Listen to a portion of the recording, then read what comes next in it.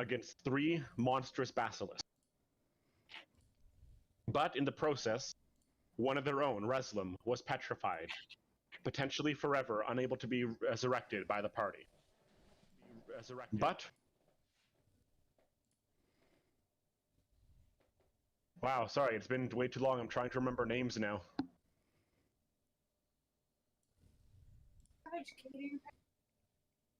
Brendan. Yes. We have Flax, asshole. Flex, oh my god. But Flex immediately started leaving the ruins to head back towards Bar Gordun to find somebody to resurrect his fallen comrade and brother, with Min following shortly behind him.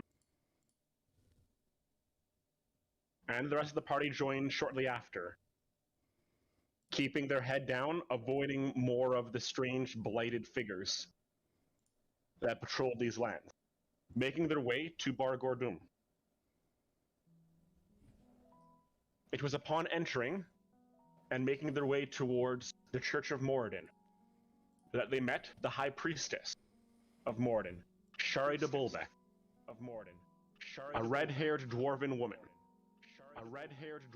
who did state she believed that she could help revive their fallen comrade, and offered them a stay at the Iron Pickaxe, which her husband, Tom de Bulbeck, owns.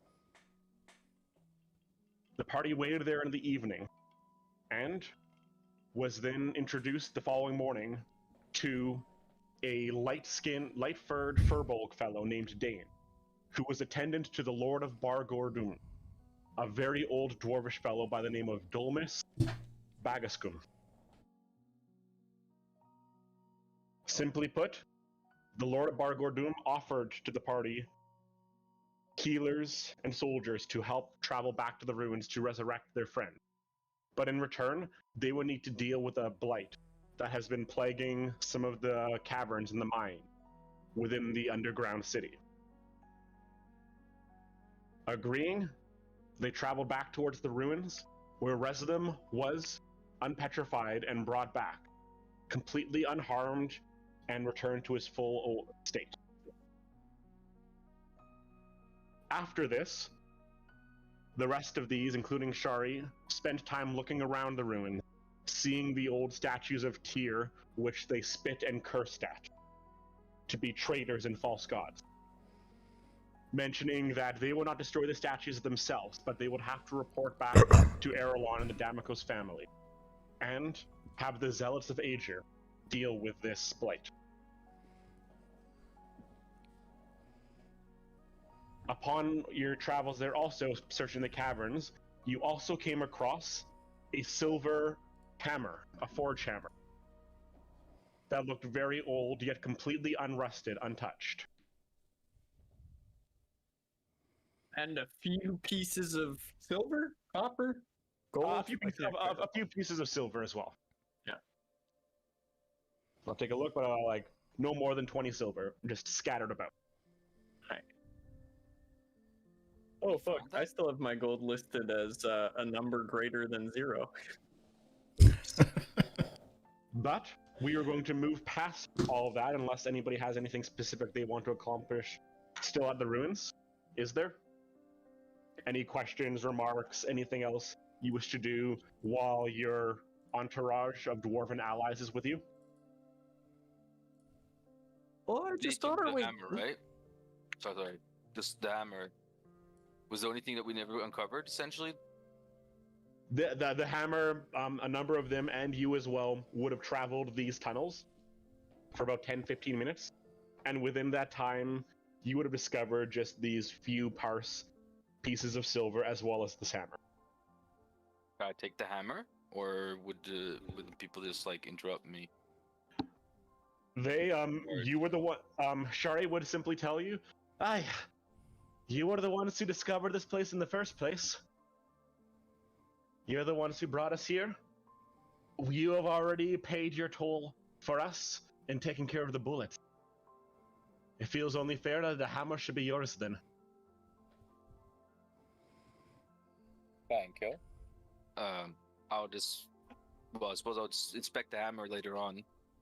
Essentially, see what it's about. I won't do it right now, but I got this hammer now. Yeah. What would you call it? The unusual hammer? A silver forge hammer. Okay, silver forged hammer. Alrighty.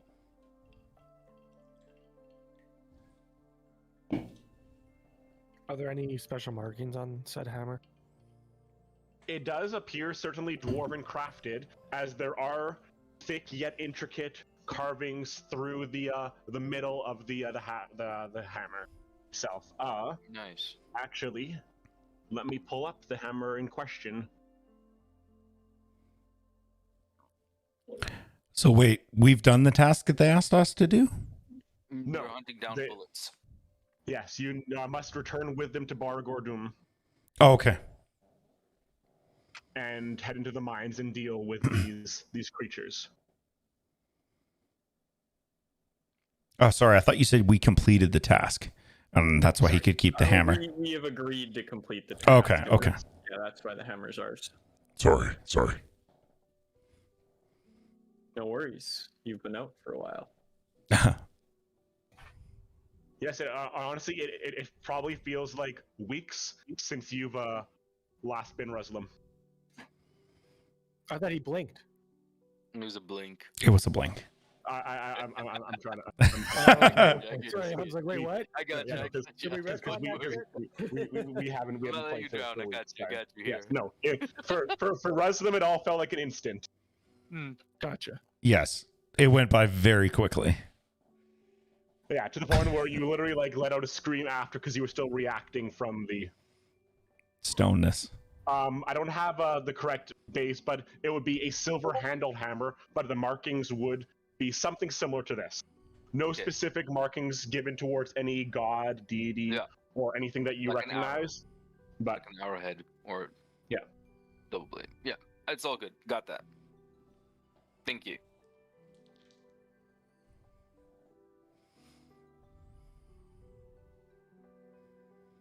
so, if there is nothing else here in the ruins that you wish to discuss, or if there's any other stories you want to spin to them about the statues you found or anything else, speak now. Forever hold your peace.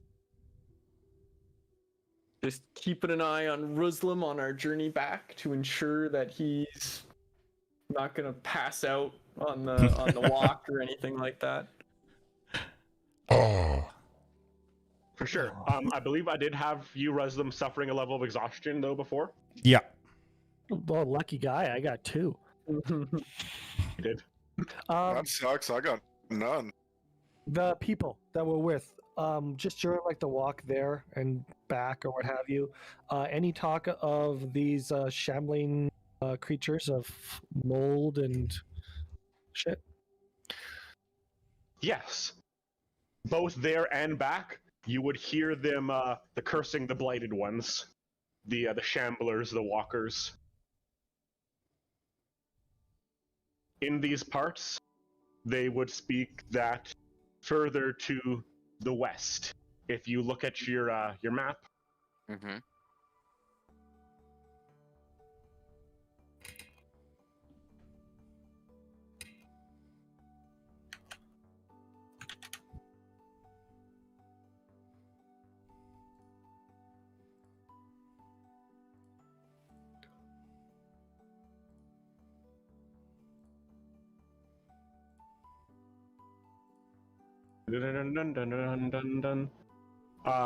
further to the west, there is a marshland known as the Stills. It is in the Stills, which does enter into these foothills as well, some type of mold, some fungus, parasite, that clings to dead life, be it plant, human, or animal, which essentially takes over the body and uses it as a host to move around. It does not erase them, they are not undead, but simply this parasite, this mold, uses a dead host to move, to feed, to get around. Okay, so somebody's been playing a little bit of The Last of Us.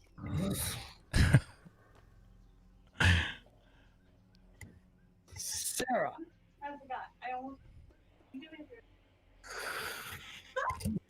And so, What did she do? Nothing. somebody's not wearing clothes. If this is on you, this is on YouTube, by the way. People can record this. Come on, guys. What do you think this is? Twitch? What do you mean you don't like the hot tub meta?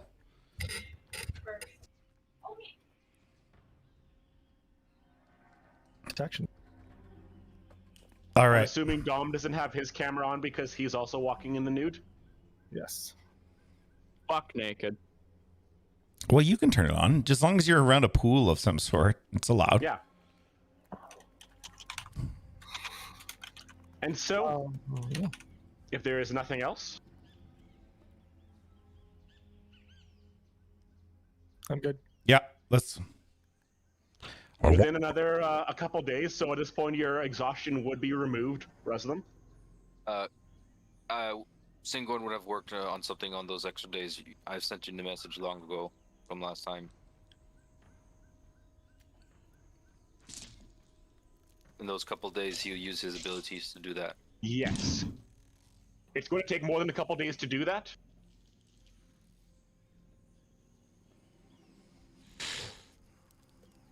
But you can certainly be working on it. Okay. As ETA, you think? How much percentage would have made it in 2 days? It's been 2 days. It'll be 2 days of travel back. Yeah, basically a day and a half, 2 days travel.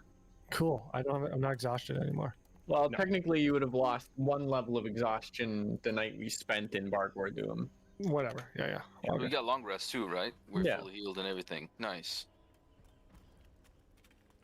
You'll be able to craft them on the trip, but they won't be like grapple. Yeah, no, it's fine. Yeah. It's just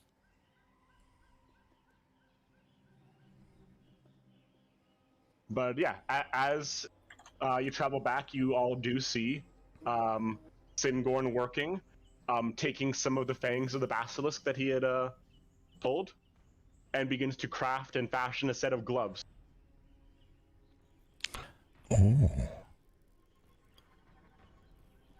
Sorry, I didn't remember my voice changer was on.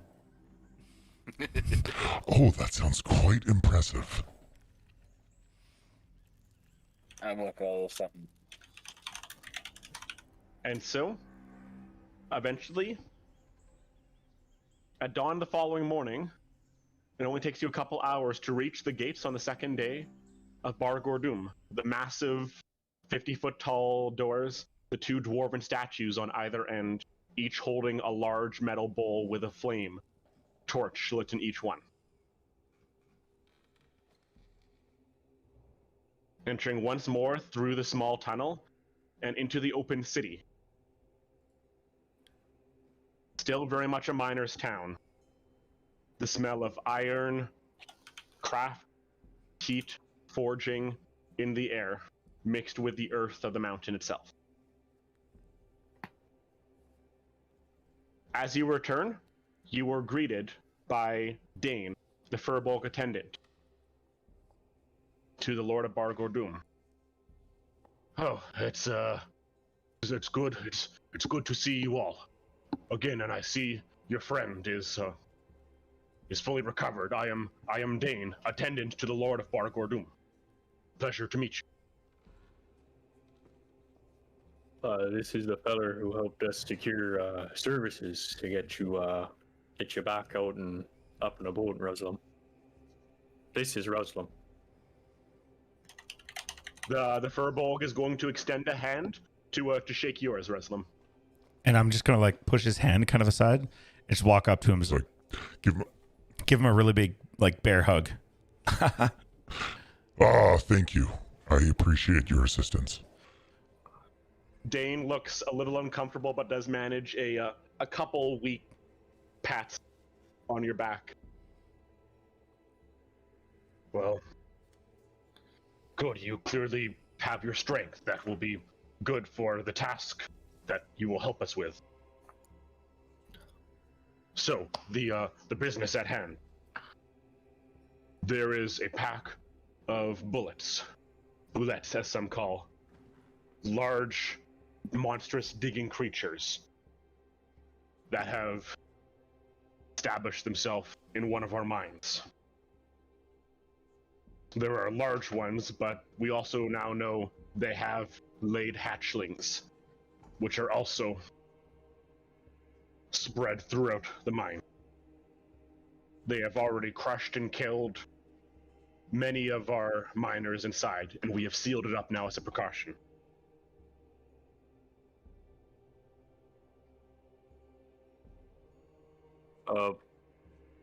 About how many? Or I know many of them might not have shown themselves, or might be hard, but do you have a rough estimate? Our current best guess, there could be as many as 7 or 8 of the large ones, perhaps less. Just given on how fast they move, some of the ones that were spotted in other areas could have been the same one, but at least 5, we assume, of the large one. The hatchlings, though easier to take care of, there could be well over a dozen, maybe more of those. Did you dig directly into a nest? We have not seen bullets of this magnitude of this pack before. There occasionally may be one, maybe a couple, but usually the amount of noise they make, we are able to see them coming from some distance, but it is likely that in this case, we dug a bit too deep in these mines and came across a cavern where they were nesting.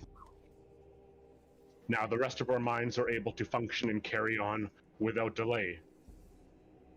But this mine in particular was one of our largest veins of silver. Silver that is in turn turned to coin and sent back to the crown. Well. If we you had, were... Oh, sorry. Sorry, we had, I was about to say just that we had petitioned the crown to send soldiers, but they deemed it as a problem we must tackle first, and if we did not have it solved within a few weeks, they would then send in soldiers.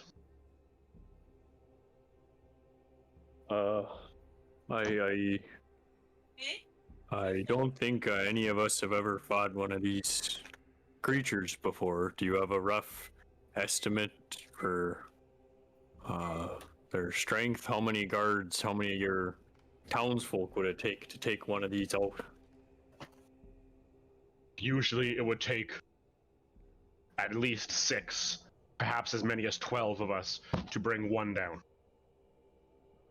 But you must remember, my people, us here, we are miners. We are strong and hardy people, but we are not soldiers. I'm not asking for... No, I just to keep in mind for... The most dangerous thing of the bullets, they are big, and because of which they make a lot of noise. It is difficult for one to sneak up. As you can see, it's hear and feel the earthquakes and tremors coming towards you. But the most dangerous thing of them is their speed. While they may not look it, they are incredibly dexterous creatures, and above ground, they can leap with great ferocity. They may be standing as far as 15, 20 feet away from you, and then leap and use its monstrous weight to quite simply crush you. Any insights into how they fight? Pack mentality? Do they isolate? They do not have such. They are... The packs they travel in are simply groups of them that travel by necessity. They do not seem to pay any adherence to a leader, and at times they will, in fact, fight with one another for food. Do you know what they eat? For the most part, they eat minerals, rocks, but they are not above eating flesh and any other monsters or human or dwarf or mortal alike that wanders into their path. Do they have a favorite mineral, or?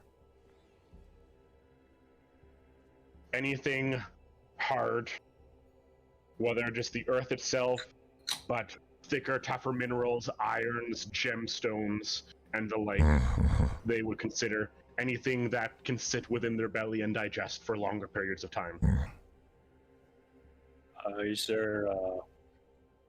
Is it better or worse to take them on in a narrow tunnel? Are they large enough that it prevents them from surrounding you, or does it just let them be safe? In a small tunnel, you have the advantage that they may simply not have the ability to jump or move as quickly once they have burrowed out of the ground. The danger in that is, in such a small space, you risk, especially in the mines, mine collapsing or being brought down into the caverns below along with them. Above ground, the main caverns, the main mines, are smaller caverns, or may be easier to fight them, but from what our miners told us, if you go down to the lower levels, there is a large open cavern there where they surely where most of them are dwelling. That is a larger space where it would be easier to fight them, but in that space you also would likely be fighting more of them at once. All right.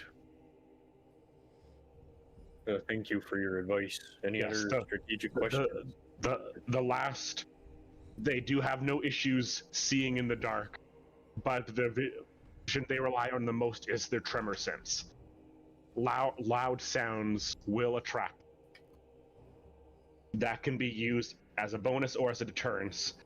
To keep quiet, you may be able to avoid them, or distract them with a large noise to bring them to a certain thought.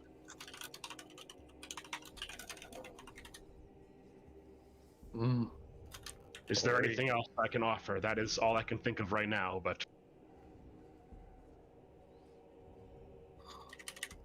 Well, unless any of my companions have any further questions, I suppose point us to where we should head ourselves, and maybe we'll do a bit of outfitting before we go. Alright, and so, Dane will bring you further back towards the northern side of Bar Gordoon.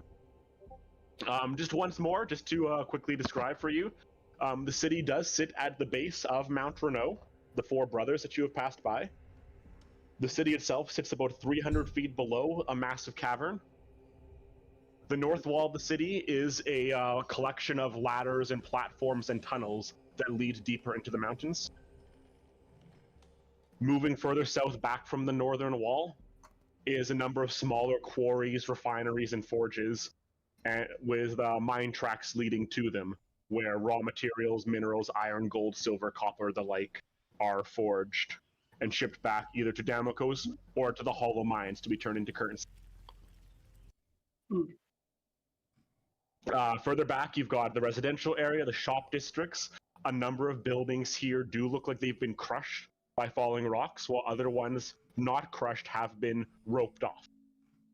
A number of the bigger buildings do appear to have reinforced steel and metals, roofs and walls, and in some cases actual canopies above them.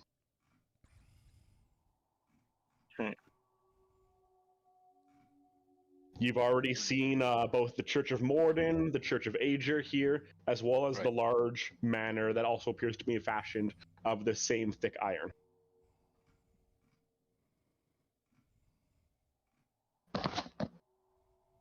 But Dane does take you along the northern wall, working your way further to the east, past a number of... Do you guys have access to that map right now of Bar Gordoon? I just found it. I don't know if it's pinned. It is not. I think he's talking about the roll 21. Seen it. I pinned it. We're not on Bar Gordoon for the roll 20, if that's what you're talking about. No, I think I just posted it in Liberation before as a downloadable image. Yeah, I I see it now. Yep. Dom just pinned it. Thank you. Yeah, I remember that. So we're going down the east side, you said? Yeah. So if you continue further left along the, sorry, I said east. I guess it would be the west side. Actually, I apologize. Okay. No, it's east. Yeah. So east. I was right the first time. Yeah. Oh. Okay. Further along the left, Dane takes you along the cavern, leading past a number of different caverns with railway tracks that enter deeper into the mountain. you see a few signs hanging over these different caverns. The Seraph Mine, Blackthorn Mines, Athelstan Mine. A bit further, though, moving a little towards the edge of the city after about 15 minutes, you see one mine that looks like it was caved in and blocked years ago. Massive, large boulders block the way. And you see what appears to actually be magical glyphs engraved upon the stones blocking this mine. The sign above, carved in stone, almost reading as an obituary, reads, "Let none forget the tragedy of the Whispers." You see 13 names written underneath. Dane, as he walks by, almost averts his eyes and gives a slight berth around the sign as it continues walking past. Do we get to see, or are we too far to see the names on the? No, you're like still walking within like 10, 15 feet of this. You can see all the names. Do any of the names stand out? Maybe history-wise from your book. None of the names would stand out. You recognize most of them appear to be dwarven names. You do see some last names that are identical, which you would believe to be father and son, mother and daughter, or the like. Oh.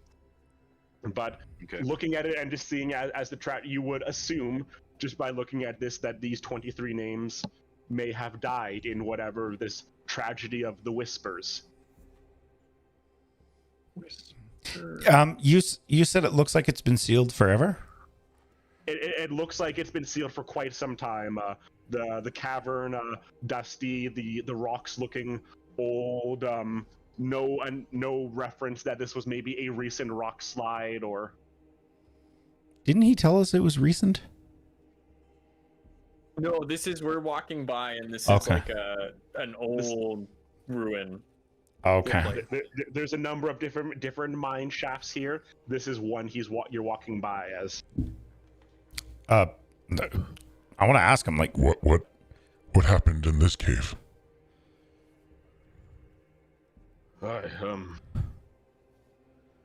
You did not hear of the Whispers? No. It's a dark story about close to 30 years ago now, 29 years ago.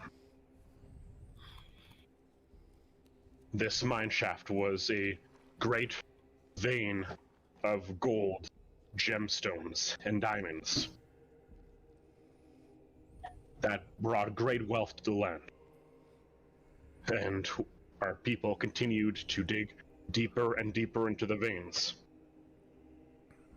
until some of the miners started hearing sounds, whispers that seemed to come from their mine. Some of the miners grew agitated, weren't able to sleep, started screaming of nightmares. And a couple killed themselves. Finally, creature appeared to a number of the miners. Only a couple survived, but they saw it and swore it as a human-like creature, almost squid-like, that approached them. And as it approached, they all started to grow mad and kill one another. And so, those that were able to hold off on the insanity for a time managed to cave themselves in and block the mine and bury them all within it, preventing whatever this monstrous thing was from ever returning or coming out.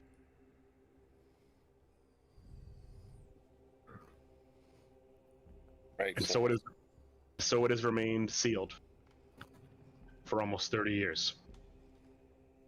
Well, I'm glad it is sealed off. About how far away are these other mines that we're heading to? Is there any worry that these stone burrowing foes will accidentally uncover something? We have done an exceedingly careful job of digging the rest of the mines far away, and the walls that would share any type of lining with being reinforced and barricaded.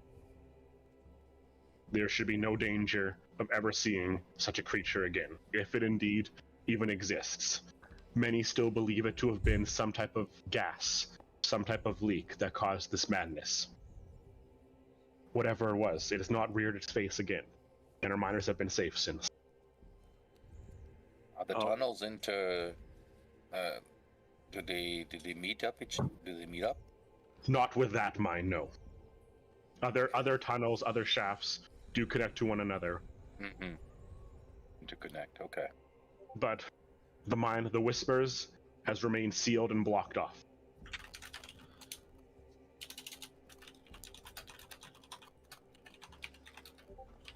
Very well. Is there a known direction which that tunnel goes to avoid digging in that direction? You should not be. You should not dig at all, but this was hundreds of feet deeper than most of our mines go, since we tend to delve into the mountains more horizontally straight across. Right. In this case, we just dug straight down. All right. Okay. But should you hear any whispers in your mind, anything of the sort, leave the mines immediately and present yourself to the guards to be held. Concerning. Thank you for the warning. And with that, Dane will continue walking, leading you just another 10 minutes further to what appears to be two iron-thick gates. Iron sheets more have been placed in front of a cavern and welded shut. 4 guards stand on duty in front of these gates, and a sign above reads, Dragon's Breath Mine.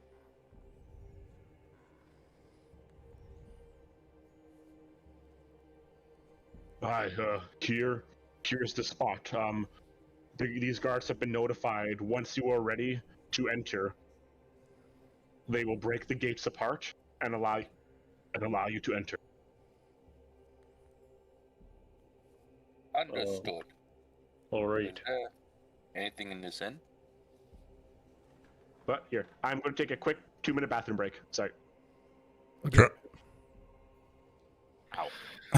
The fuck are you doing, Reslam? You just fucking died because we were curious. Oh, guys, let's go down the scary corridor. Fuck no, let's go fucking walk down like the flower-filled meadow. Okay. Oh, there was a conversation. Oh, cool. Let me catch up. Listen. Hear me out. We could go in that cave, and there could be unlimited riches. You know, he said large veins of gold and gemstones. It's just an idea. Well, let's put it this way. Perhaps, if in maybe a year we haven't found a fortune. A year. Wherever we want to be, we're not. Perhaps we come back and try our hand, I don't know, jumping off bridges. And then we'll try that tunnel. It's not a bridge, it's a cave. Filled with riches. Well, I will say, given that it's been unoccupied for quite a while, its stability is not ensured. Neither, I suppose, is that of our current objective. Haven't been torn up by massive stone-digging creatures. Yeah, that slammed their huge bodies against the ground. Yeah, I'd be a little worried that we'll find ourselves trapped in. So any sort of supplies we can find to get us out of a cave-in or something, I would be unopposed to purchasing. Can we buy some dynamite? Some what? Dynamite? I don't know what that word means. Oh, that's not okay. Sorry. It's possible. It could exist, but we don't know yet. Okay. Brendan, did you see my new dice? Oh, come on. Ooh, those are pretty. Ooh. Very nice. Ooh, I like them. Victoria got me them for my birthday. Yeah, they're very interesting. Actually, Very nice. Oh, When was your Alright. birthday? Why do I don't remember Sunday. this. Come on. Sunday? Monday? Sunday. Oh, Well, fuck, happy happy birthday. Monday. Happy birthday. Yeah, none of y'all wished him a happy birthday. Brendan did. Can we? I wasn't here. You know what? For birthdays come and gone. It's on Facebook, man. That's how I on learned. YouTube, do we want to sing happy birthday right now? No, it's okay. Happy birthday to you. Happy birthday to you. Grab this Discord link. Happy birthday, dear Muslim and Brendan. Happy birthday to you. And now, Brendan, you remember Oh. why you didn't want us at your karaoke. I am so glad that that's no. recorded on YouTube to live forever. Karaoke would have been great. Karaoke. I- Great. I'm down, bro. You had no idea how badly I wanted to go, Brendan. You should have been there. I had to shoot a wedding. I don't give a fuck about your wedding. So, Flex, I'm curious. As Ruslam is in the back talking about opening up this mine and saying this, what are you doing, Flex? As you hear Ruslam talking about this, You want to know what Flex is doing? What Flex is thinking? Yeah. Flex is absolutely not stoked on life right now. But you know what it is? You know how it is? It's just, yeah, one of those things. Not a great situation, you know? okay. Not, guess, not happy. Thinks it's silly, foolish. Silly and foolish. Going into the mine. Well, they saved our friend's life. I know, but like Ruslam like wanting to open everything up. Oh, fuck no.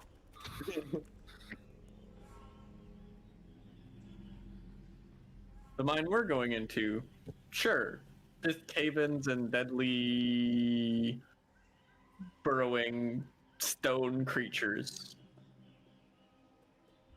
At least it's not strange murder ghosts. Yeah. Anyways, there's that. Okay. So, No, he's very quiet. He doesn't want to say anything anymore. I don't want to say anything because last time his idea almost got a bunch of people killed. So. okay. So, as you are all shown the gates to the Dragon Breath mine, where you will need to head, where do you stop, or what do you want to look for supplies, or are you looking to head? Is there dynamite here? Does this exist in our world? As far as you are aware, no. Can we ask the guy how they carve out their mines? What do they do? Is he with us still, or did he leave? He's still with. I don't remember his name. Hey, what are the tools that you use to carve out these intricate mines and veins?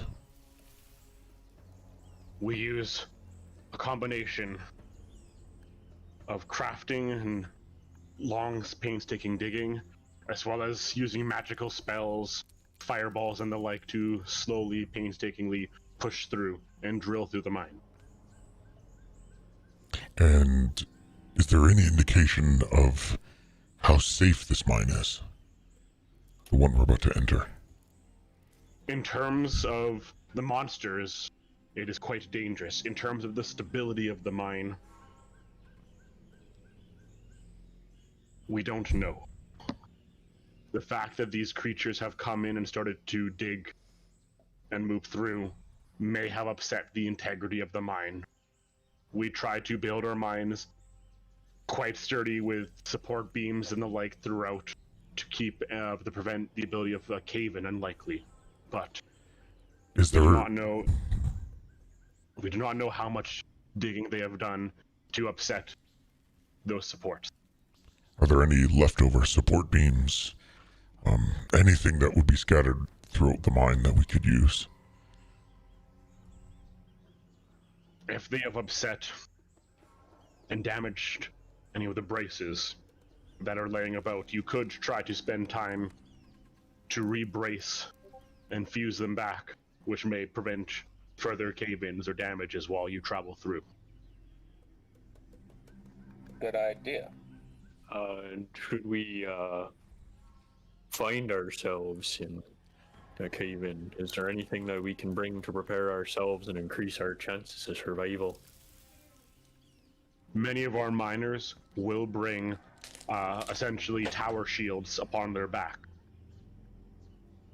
to help weather some in case of such a cave-in. Others will bring, usually we will have miners go in and bring a scroll of alarm or the like, something where they can signal to those in another area that something has occurred, who can then immediately head out. We could offer you such a thing that if you do be involved in the cave-in, we can send men down to try to dig you out should such a thing happen. That would be most appreciated. I would not like us to lose our lives to something so mundane as collapsing stone. Other than that, I would recommend heavy-duty shovels, some crowbars, and a 10-foot pole. Anything that can be used as a pulley and a mechanism to dig out any serious collapses. Well, between the 5 of us, we can carry quite a bit, so perhaps we'll go and get ourselves some tools to prepare. Is I there will any? speak to one of the blacksmiths and offer you them at a reasonable discount. Or Essentially, for free? We'll return them when we're back. A rent. We will offer them to you as a rental, should you not return.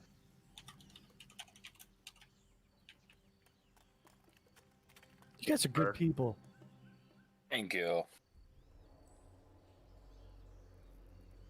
These shovels and pickaxe. We're going to go digging, boys. Of course, the dwarf is excited. Hell yeah. I hear your people, Master Dwarf, have a song about mining. Don't do it. Dig-a-dig-yo. Always something like that, or so I've heard, yeah. Aye. Alright. Unless we have any questions, maybe we should gear up. I think that sounds fair. So, Dane speaks to one of the blacksmiths, and he essentially offers you for a price of 20 gold pieces. Okay. Offers you 5 tower shields to be strapped upon your backs. Oh shit. A set of they are not full. They do not act as a full tower shield. They Okay. are They That's have like my backpack straps. Like you can't hold them as Yeah, a shield. backpack strap Yeah. essentially. a set of 5 thick steel shovels.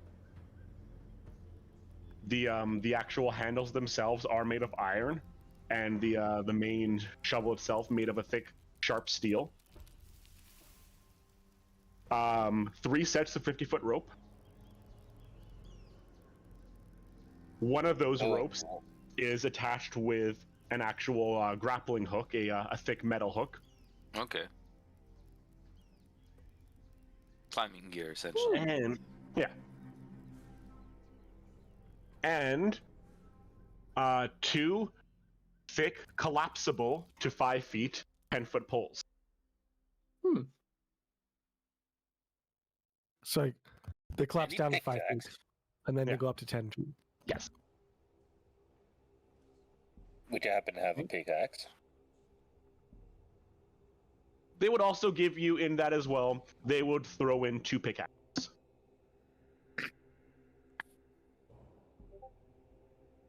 as well as 3 scrolls of alarm.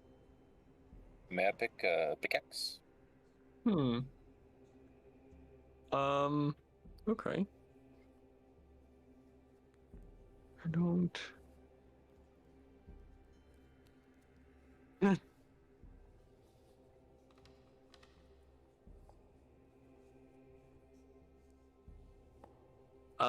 Receiving the scrolls, I guess Aster will say, "Oh, I will take kind of a moment to try and read. I don't.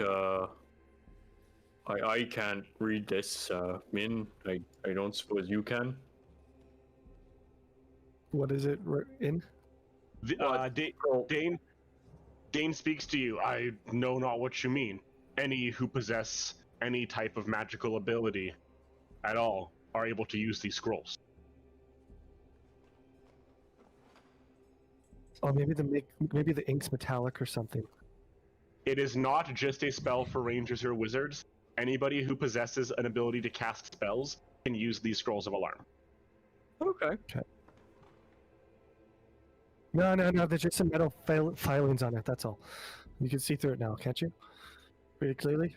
Well, I'd still prefer you to keep a hold on him for now, just for my comfort.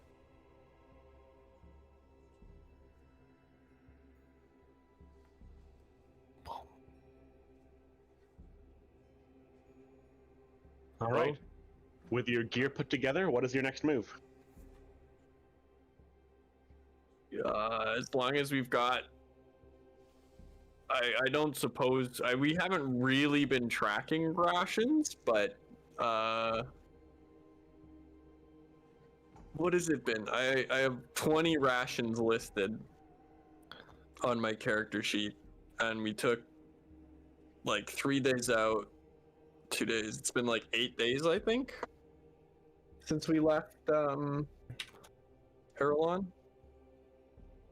Sorry, what? We haven't been tracking rations like a ton, but like I'm just wondering how long it's been since we left the big city, and whether we do need rations and stuff. I think it's been like 8 days. You're coming close to, I think this will be the 8th day, maybe the 7th day. I have 12 rations according to my character sheet, so I don't think we need rations, people. That's my 2 bits. What's that? I do not think we need food supplies. Aster checks through his bag. I think we're good. Okay. Question. I don't know if this is because my knowledge is very bad, but is there the canary thing was digging for dwarves or no? Oh. Which, sorry? The canary thingy. Like I think it smells of gas, and the bird kind of like either. Well, the bird dies first. Dies first. That's it, Fuck dude. me. It's bird Okay. dies. I may. It's a natural gas thing. If there's no natural gas in the world, I think okay. But Well, yeah, the reason why I asked that is because dwarf are resistant to poison, so I'm wondering do they even use that? I was about to tell you that no dwarfs do not use because any types of poisons or the like they are resistant to. You don't have to worry about. Cool. But it's because they're resistant doesn't mean they can't smell or start to feel the effects. So say should a human be there with them, the dwarves will still be able to notice and smell the effects. So Right. The dwarves have a built-in canary essentially. Okay, yeah. Cool. Sorry. Wait, the human's the canary. Yeah, the human's the canary. exactly. The bugbear's the canary. Hey Now now. you're thinking of portals. Oh, quick side note, did you like the post I posted in Weird Stuff? YouTube Live. What? If people like the post I put in Weird Stuff. YouTube Live, everybody. Just Mm-hmm. So are we? Do we have any reason not to just head in? Squad? No, I'm so sorry. I Can you want to repeat get that? this over with so we can. I don't know what we're gonna do. I don't know. What? Yeah. I'm gonna do what you guys talked here for. My last idea got us in some trouble. Let's go for it. Last time was an unfortunate circumstance. You can't always be defeated after one battle. As a water wind. Rise up, comrades. Brothers. Okay. Yeah. And so, with your gear in hand, you make your Whatever way. you say. Rise up. You make your way back towards the sealed metal gates of the Dragon's Breast mine. As you come towards, the dwarven guard stand at attention. Why, you're going to enter now? I think so. Is everyone ready to brave the depths? Let's go down there. Hey, if you run into trouble and you use your scrolls, it will be us coming for you, so we will try to get there as quickly as we can. We know these mines well. Do not try to be heroes. Do not risk your lives. Well, when we get into danger, don't risk yourselves overly as well.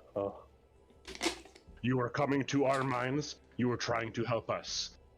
If you are calling for help, we will risk our lives easily for you. Well, thank you. That gives us some hope. Aye. Travel safe. You as well. You too. And then Aster kind of like, you know, like when somebody says, "Oh, enjoy your meal," and you say, "Thanks, you too." Like, oh wait, sorry, we should get on our way.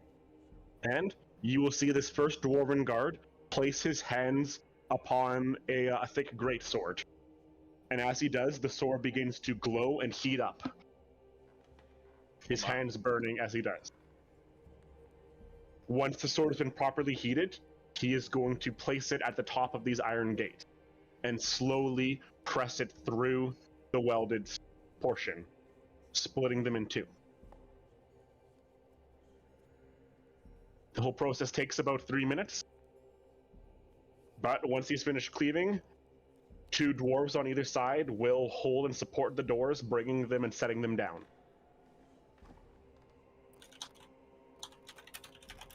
Very impressive. We will be sealing the gates back again shortly after you have entered. All right. Speak for help in Dwarven on the other side. Not friend. And we will open the way for you once more. Understood, said in Dwarvish. I'm just gonna confirm. AD is helping Dwarvish? Hmm? AD is helping Dwarvish? Serva. AD? No, AD.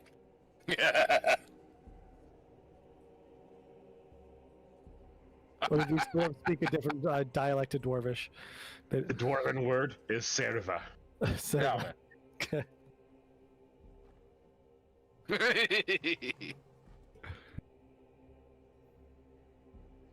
And so, you find yourselves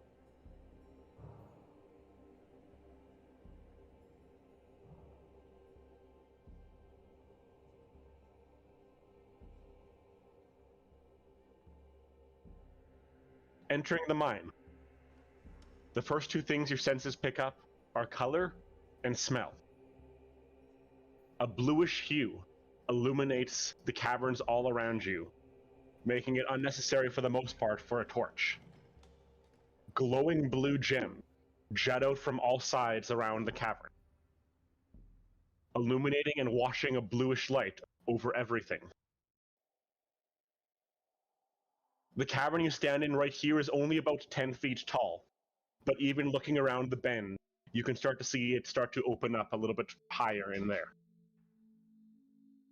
But the second thing your senses pick up is the smell. a combination of what seems like burnt iron mixed with dry blood. Breathing, you can almost taste the metallic taste of blood within the air.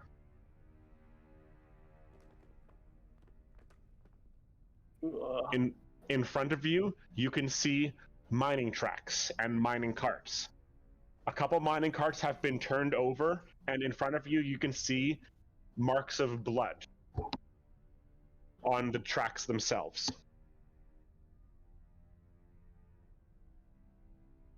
The area you're in right now is almost a sitting staging area with a number of cases, fences, and the like that likely would be used to store and fill up with minerals that have been taken from the mine. Like I said, these gems appear to jet out on all sides around the caverns, and they're close enough to touch in many cases. Do I have one of those pickaxes? I want to see if I can break a piece off of the glowy gem. All right. Yeah. Can you make a strength roll for me, please?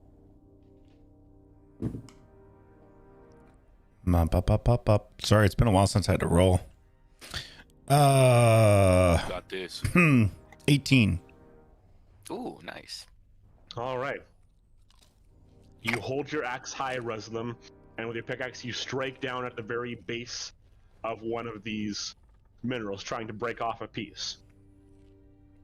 As your axe hits the gem, it passes right through it almost like paper. The gem completely shatters and breaks apart into tiny brittle pieces. And as it does, you see them almost more of a powder now start to slowly dissipate and no longer glow. As almost more of a brittle dust lays on the ground now. Okay, I'm just going to turn back and look at Aster and say, Have you seen anything like this before? Aster is very familiar with gems, and to some extent their uses in the arcane. What would I know? Aster, this you would be very unfamiliar with. You know of many luminous stones that are able to essentially absorb or reflect light.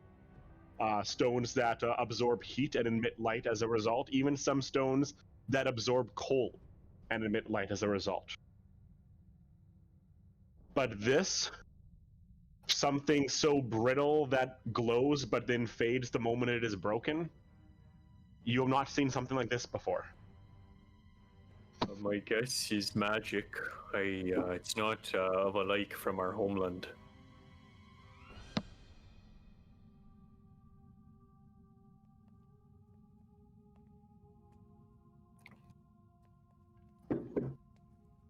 Do we hear any movement further within the mine, echoing up from the depths below? Taking a moment to stop and listen, you do hear some sounds in the distance. Almost the sound of two small rocks being rubbed together every so often. Not a consistent sound, but just the occasional, almost clacking, scraping sound that just sporadically enters your ears.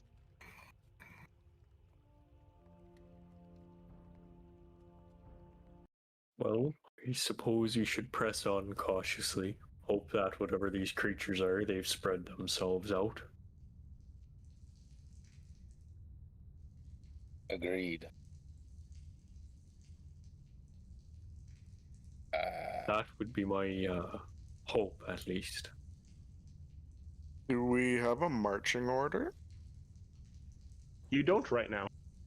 Okay, then Flex is going first. Ruslam will go last. Do each of you have control over your characters right now, just to double check? I'm gonna go I do. before last. I'm gonna go left to right here, our marching order. Left is the back, right's the front. So it's like the direction we're going. Oh, wait, hold up. What? So whoever's on the furthest right is in the front. Yeah, Okay, because that's the so- direction that the track is leading. Flex should be, yeah. Oh, Okay. And yeah, so there's still no dynamic lighting for roll 20, but I can reveal areas. I can turn on fog of war. Because right now you guys can't see anything. Like you guys, your vision stops basically where you're at. Correct? Yes. Yeah. Yeah. It says that there's dynamic lighting. What happened to it? I don't know. Like, Did you stop paying for it, Sean? Like, yes, but I didn't think that it was that may just be it because I didn't think it was a paid thing. But It's a premium thing. Yeah, dynamic lighting is premium. Fog of War isn't, but dynamic lighting is. How much is so I it? may have to Oh, look shit. this. How much is it? Oh, it wasn't much back then. I don't know what it is now. Yeah, I may have to look into that again, but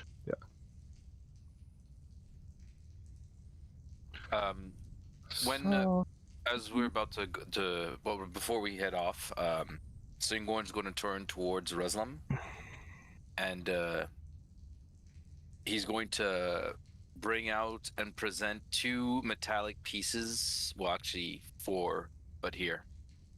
No, sorry, just 2. Sorry. Where is? I'm struggling with this Discord. 1 second, I'm trying to find. There's Josh. Oh. But I need to put it actually. All right. So here's the first thing, and I'm gonna put a second thing in a second.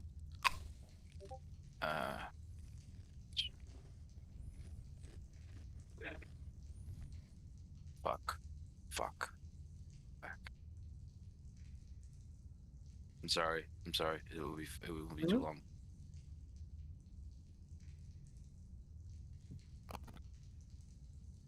These are what you made? Okay, this is something that Singorn has made, and he's going to present them to Reslam. And I'm so sorry. I don't know why I'm unable to do this. What the fuck? Come on.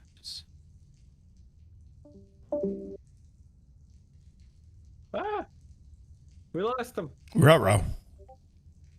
Oh, there we go.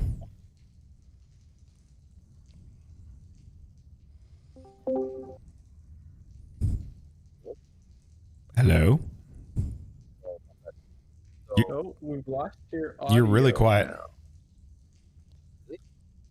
Uh-huh. yeah, I can't hear you anymore, Jared.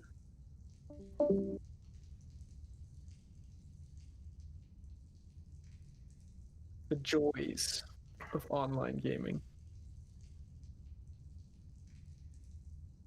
What now? Yeah? Say again? Hello. Yep. But yeah, it sounds like you're yelling. I can just turn you up, but something's off.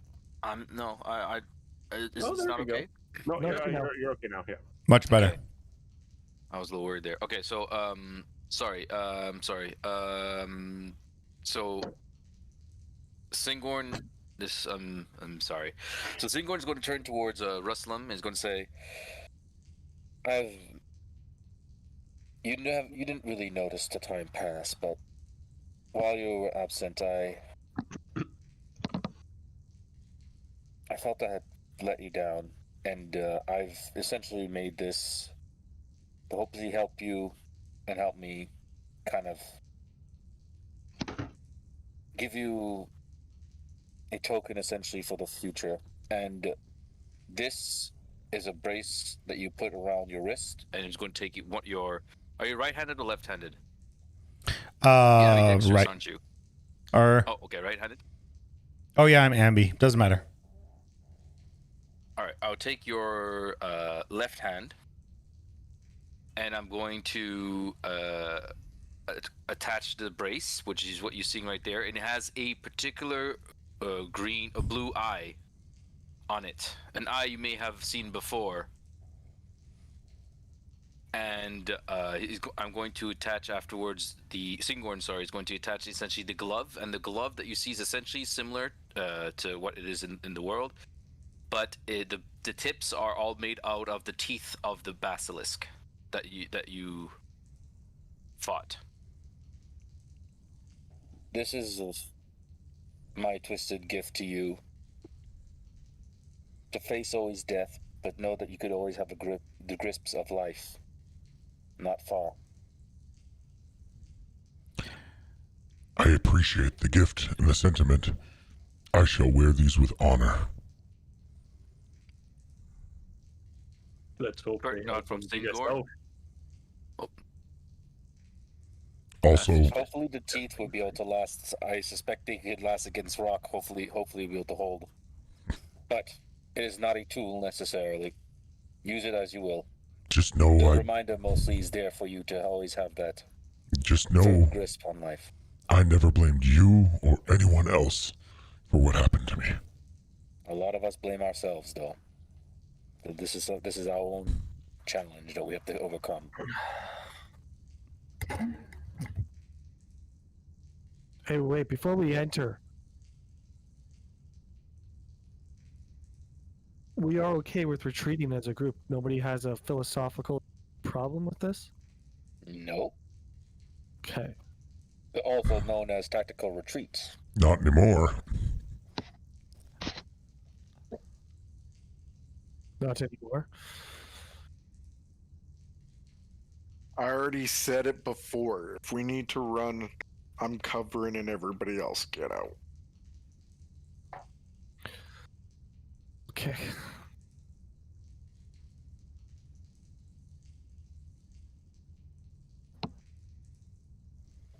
Are we good to move forward? Let's move out. Autobots. Roll out. What the fuck is an Autobot? Saw some kid write something like that once. All right. Too creative. And so, you slowly move forward, walking along the minecart track. As you approach, you do see the minecarts.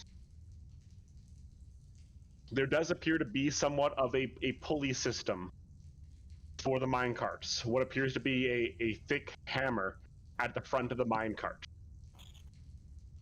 so that you could sit within the minecart, activate the pulley, and have it propel and push you forward. Ooh. No. This is quite the contraption. It also sounds like a death trap. I would like to control the speed at which we walk through these mines. Well, how fast does it go? Probably louder than my feet. Look at their craftsmanship. I am very intrigued by all this.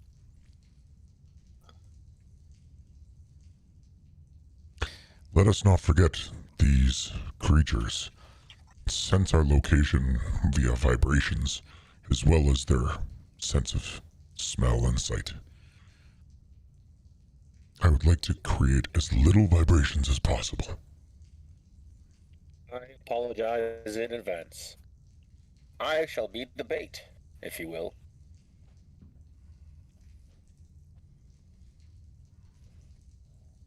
So, are you resolve at them having knowing? are you getting into the minecarts, or are you carrying on foot? How fast does the minecart go if I push it forward? I mean, you just pushing it forward. I mean, you're just going to be pushing No, it like under. the hammer thing. So, are you? It's essentially it's a thick pulley. You would have to give some weight on it, and as you pull it back, you can hear it start to crank, and further crank as you pull it back, and as you bring it all the way back. How much strength does it take to do this? Not much. You with both of your hands, you would be able to pull and lock it into place. Nah, fuck it. No. Nope.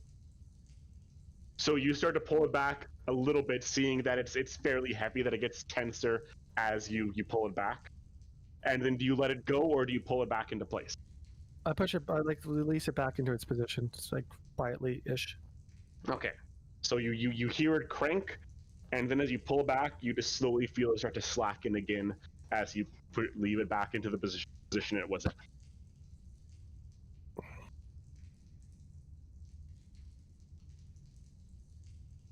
Shall we advance on foot then? Safer, maybe. Because louder was all of us moving at the same time. If it's one crate, well, not crate, one wagon. I would prefer to. All right. As you walk along the railway track, you see a chasm approach on your right, but across, you notice two creatures about 4 feet tall apiece, maybe even a little less. Their heads, almost lizard-like, but armored. They each have 4 thick hooves as they dig in the ground. This is what you see.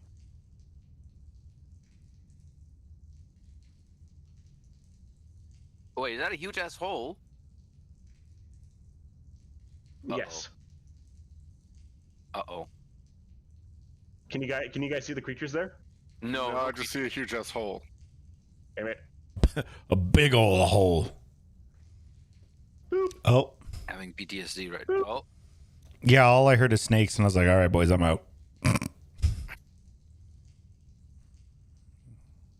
How deep are they? Or is this on the same level? Or is it just a hole between us? There is a great chasm between the two of you there. Oh, okay.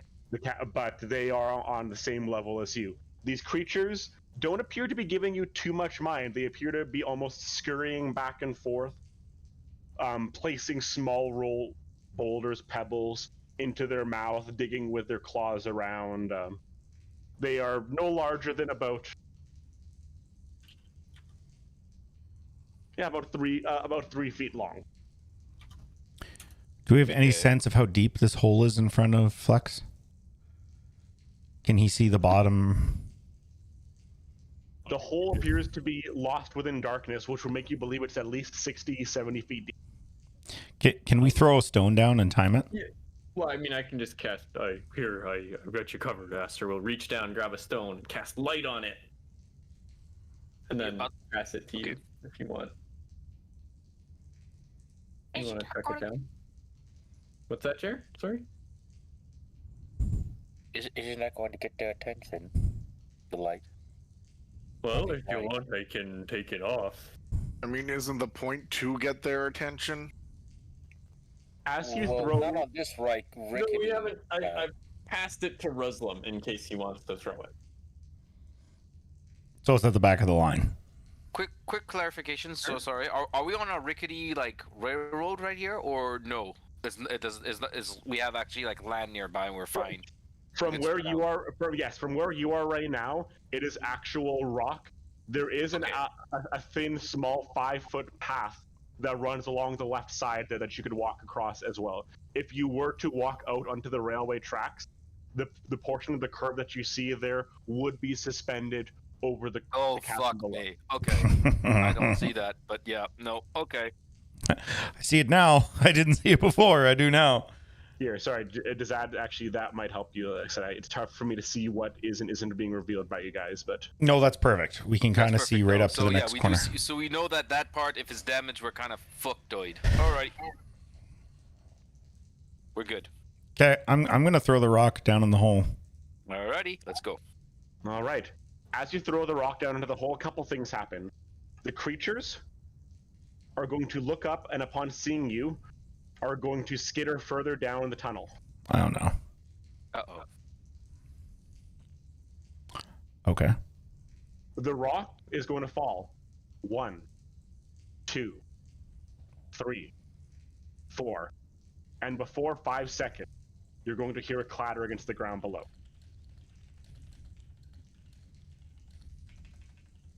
Oh, that's far. We can still see the light, or did it You can still dance off on the sides, or you can still see the light, just a faint glow far down that appears to be maybe even more, maybe closer to 90, 100 feet below you. So if it fell for 5 seconds, it's 122 meters. So it'd be 360 feet deep. Deep? Using the maths. It's 360 feet deep. Okay. Yeah, that's about right.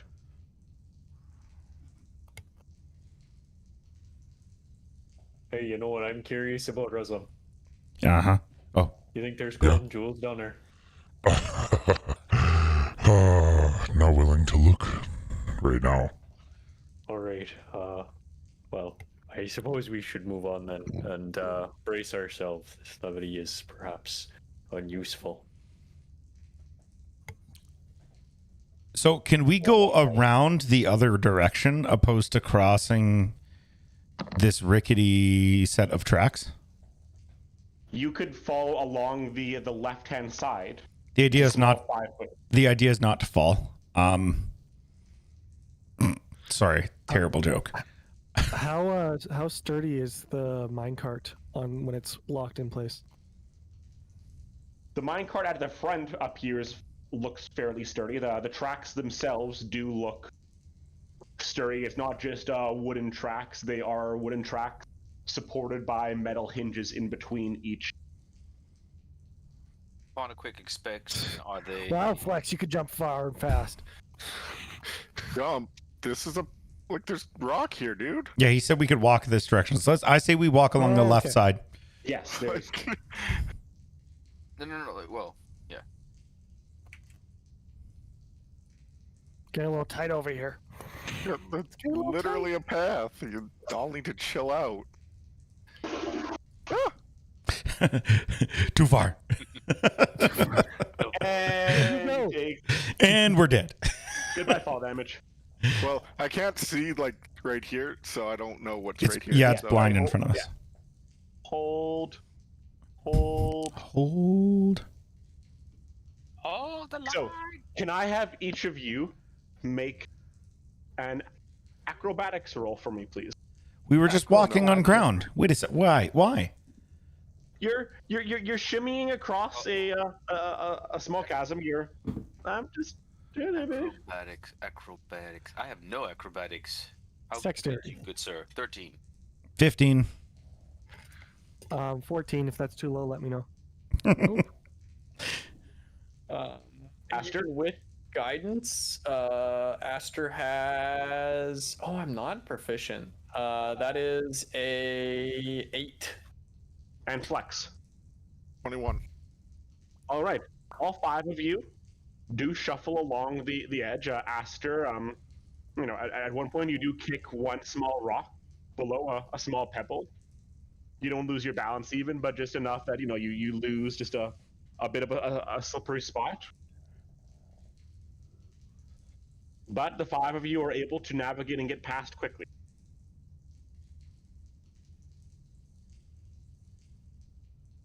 As you approach the next bend, finding yourself on solid ground, you do see more bloodstains here, but these much thicker, darker, and actually you can see chunks of flesh within these. Ooh. It quite simply looks like something was flattened and squished here. Do they look human? Like, is it normal red blood and It's normal blood. It's red blood. In terms of whether it's human or not, it's non-distinguishable. There are no chunks. There is no hands, head, torso, anything that would give you any notification on what it is. But just imagining the that color of the creatures across the way. they were almost a metallic, almost bronze color. And this is not that kind of flesh. No. Okay.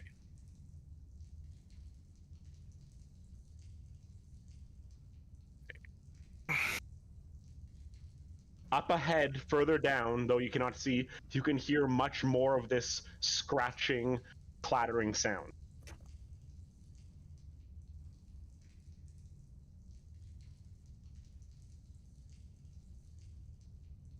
What are you doing?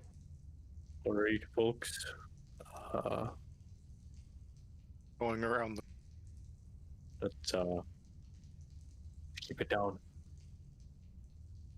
I'm in your. As you poke your head out, you can see in the distance, Ruslam, about 30, 40 feet ahead of you, Flex. more of these smaller Who? Flex. More of these small-ish creatures, 3-4 feet in length. No, we can't. We see nothing. Damn, I really just throw them all in GM later, didn't I?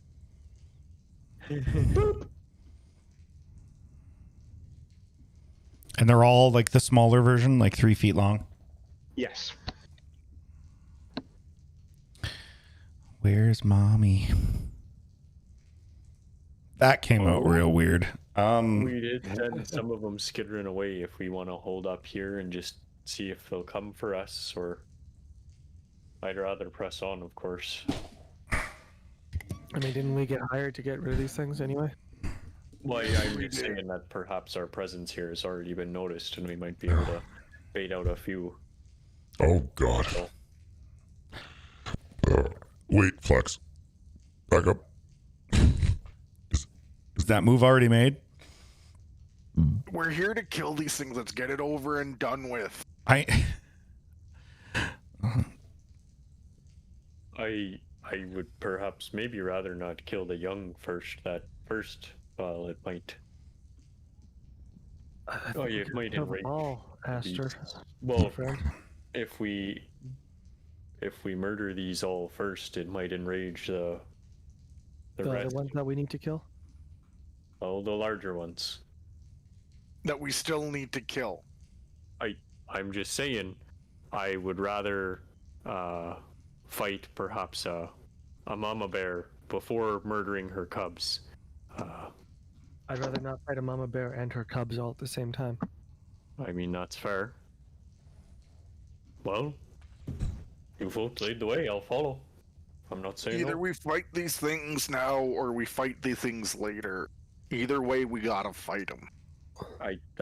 That's not my point. But if you want to fight them, I'll follow. Let's get going. I don't want to fight them. I don't want to fucking be here, but pitter patter. Can I have all of you, just for sake now, roll initiative for me? 18 plus 2. 13 plus 4. Sorry, 19 plus 3. Just do the math, guys. Well, everyone was doing it that way. I thought I was supposed to. God. I mean, 22. if there's a tie, the modifier matters. Min, sorry, what were you? I'm 17. Flex? 13. I know Jer said BRB in 7. Oh. In 7, or he rolled a 7? No, he said BRB in 7. So for posterity's sake, we are going to give him a 12 right now. So, what are you doing?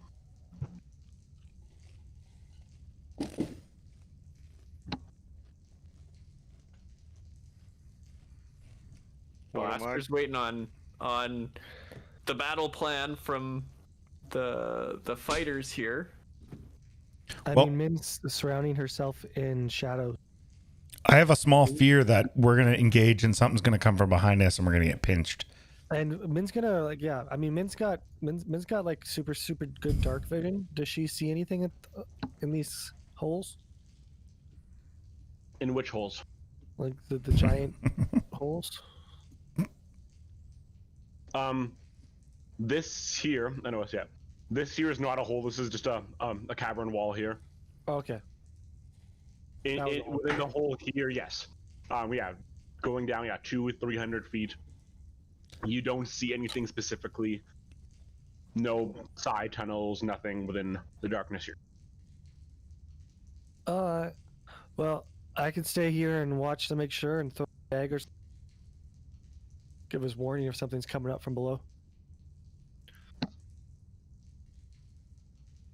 Is there enough room here, Sean, for me to walk around these guys so I can get to the front with Flex? I'm super skinny. I know you are, but You guys can shuffle past each other essentially as difficult terrain, but yeah. I mean, Or half are we gonna wait for Jer? I put Jared at the bottom of the order, so right now I'm letting you guys handle this as you want. Well, if Jer's BRB, I'd rather wait, because then I can go grab a bevy. Okay, well then let's take a 5-minute break. sure. Cool. So I'm drinking this evening Crown Royal peach tea. Ooh, I like the Crown Royal peach, so that could be pretty good. It's not too bad. I also had the cranberry apple. It was very good. Do I do it? How do I do this? Do I do it in here? Sean, what are you drinking? I am drinking the raspberry ale from Grizzly Paw Brewing Company.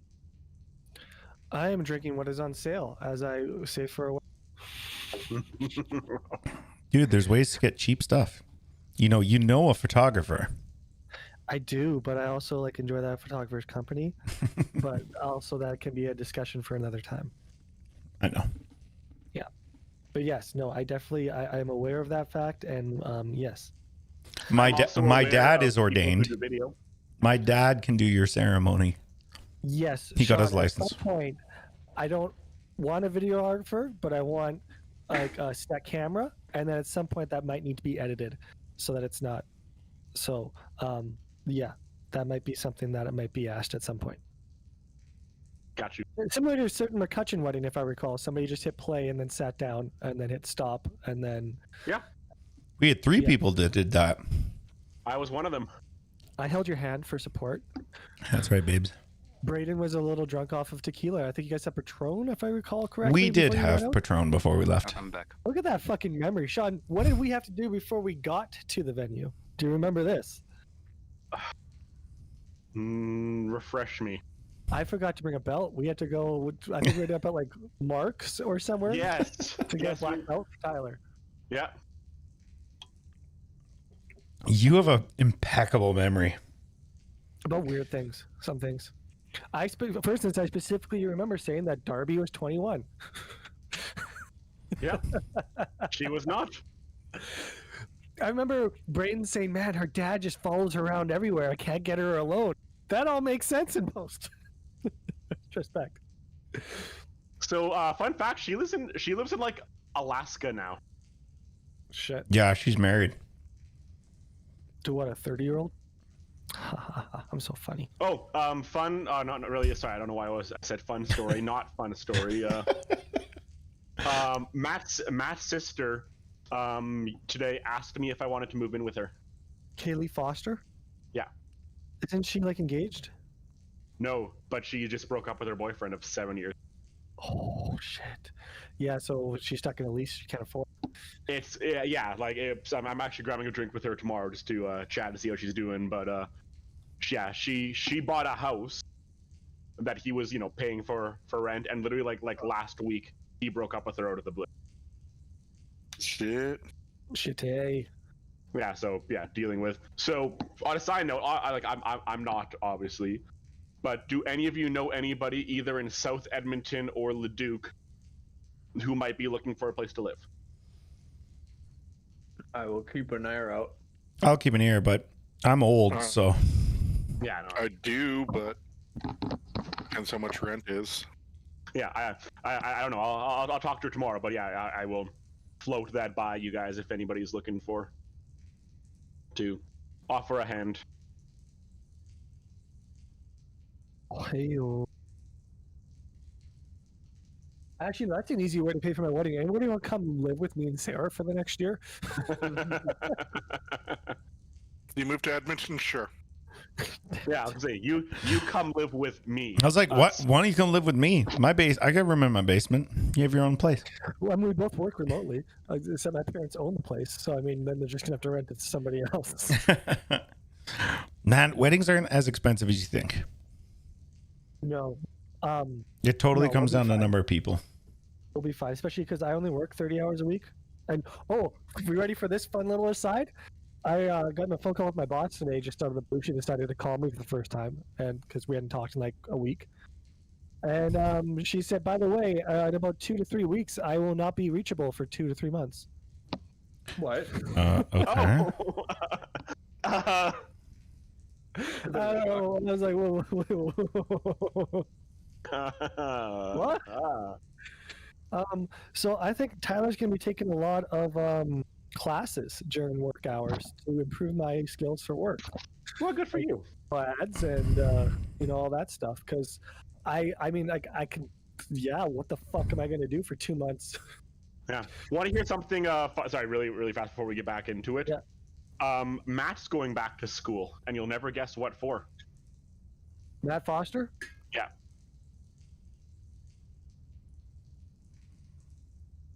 I'll give you one guess Nursing. before I tell. Nursing. Brewing. Makes sense. This is a school for brewing? There's a 2-year program Okay, that to makes become a sense. brewmaster. Yeah. Yeah, you got to become a brew master. What he should do is he should go start working at Troubled Monk and be like, hey guys. Yeah, no, yeah, he chatted about he long term wants to move out of pharmacy and open up his own place. Well, yeah, he's hated his pharmacy thing. Yeah, I mean, it's especially COVID the last year, I think, really kind of, but Did Jessica story get for a another day. contract or not? Yeah, she's at least she's got a job for next year. Okay. All right, everybody back? Is Jerry So- back? Jerry back? Yeah, just Jerry said he's back. Hi, bud. All right. No, all good. So, as you sit here to make your move, how are you going to approach as you see these skittering creatures in front of you?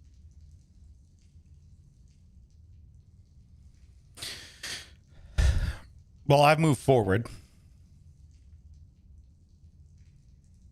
Yeah, you guys like you're in initiative right now, but you're not. You can still discuss with each other how you want to proceed before going into turns. But the moment you want to do anything combat related, we will step into. How are they reacting to me being this far away? As you approach that close, they are going to start to back up ever so slightly, but more like a cornered animal right before they are getting ready to Pounce. Yeah. Gotcha.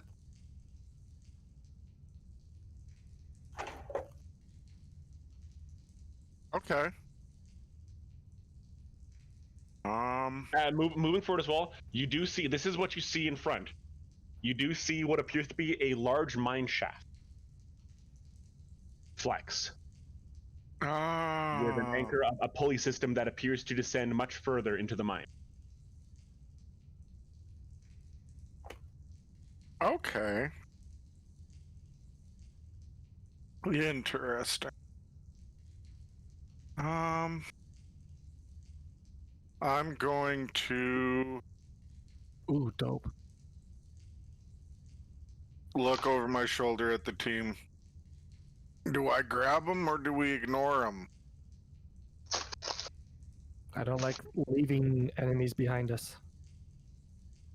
I'll whisper that to Singhorn, because we're not going to be too loud, and he can pass it up the line if he thinks it's a good statement. Actually, we're not that far away. No.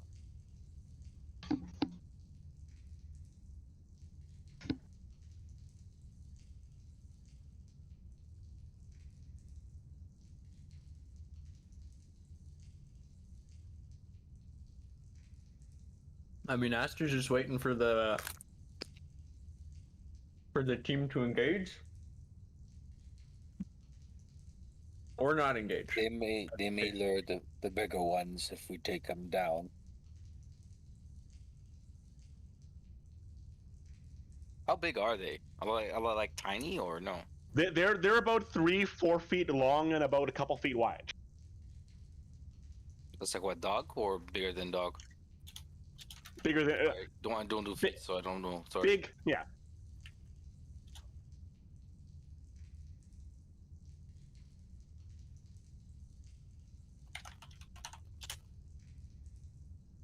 They're just over a meter long. Okay.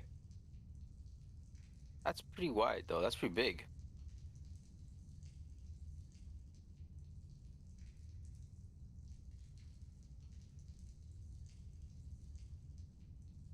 We're here to exterminate them, aren't we? So let us just go ahead and destroy them to be able to lure the bigger ones.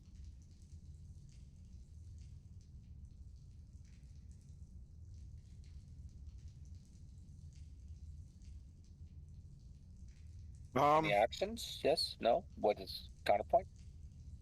There's no surprise around there. They're aware of your presence. So, but if you wish to attack, then you need to go by your order. Well, if we need to go by order, then I guess I'm just going to wait for everybody else to go.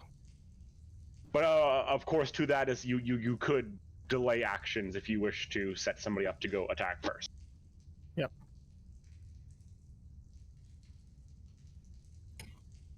Oh God, I've been muted. I'm just gonna ready my. Did my bent sword get fixed? I'm just remembering. No. We'll do that yet. we'll assume at some point on the 2-day travel and the time in between. Okay. For now, I'm just gonna That pull could out. have been fixed. These things look a little bit armored, so I'm gonna pull out a great axe. And have it ready. And I'm gonna stand right behind my good friend. Flex muscles. Okay. Is anybody making the first move? I'll hold my action until somebody does something. If nothing happens by my turn, I'll hold my turn. Are we just moving the turn order down? Or are we holding action?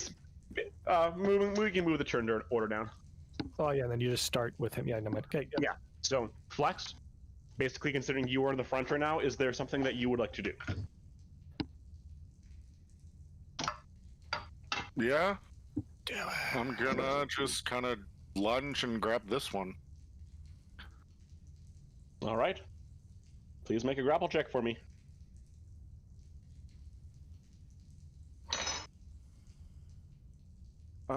Grapple. Nat 20. Okay.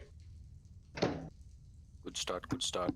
I am going to roll to see if they can match, It's and they do not.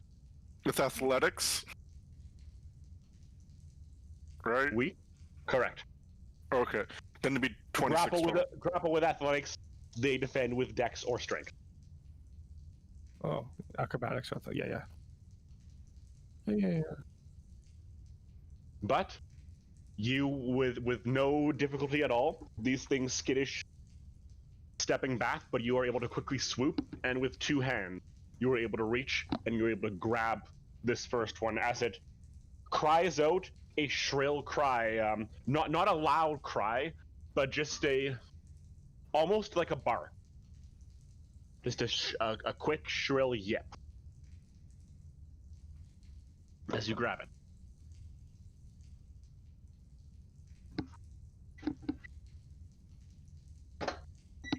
Okay. Fuck, sorry. I keep tabbing to write the notes. Singorn? Then Is there any bonus actions or anything, or is that the end of your turn? That's I'm wondering it. No, that's it. All right. And the first creature in front of you is grappled.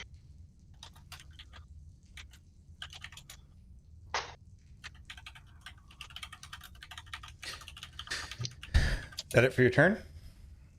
Yes. That is it for his turn. Are we initiative? Yeah. We are essentially. Ruslam would have held his action to hold action until Flex. I was waiting for Flex to make his turn. Okay, so I'm gonna move up here, and I'm going to rage, and then I'm going to hit the animal in front of me with my great axe. All right. Roll to hit. Oh, roll to hit. And then I add my attack bonus, right? Mm-hmm. 16. A 16 will hit. 1d12.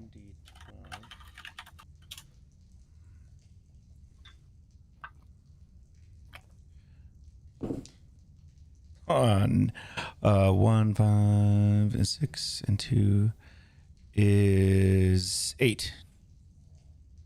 I did 8 damage. I rolled a 1 on my d12, so.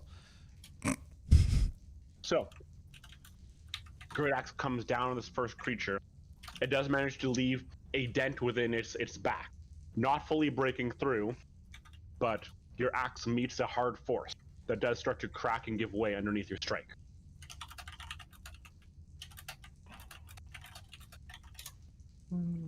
Okay. Anything else? No.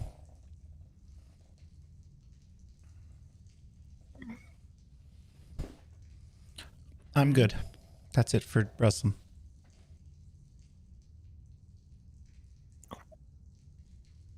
Okay. Then with that,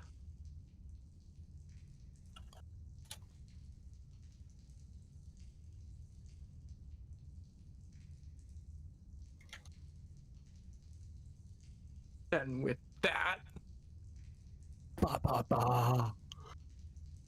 creatures are going to lunge towards you.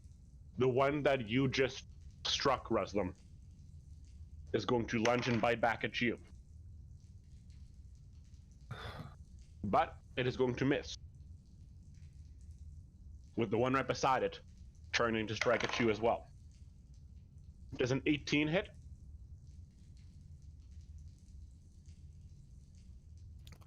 Who, me? Yes. Yes, it does.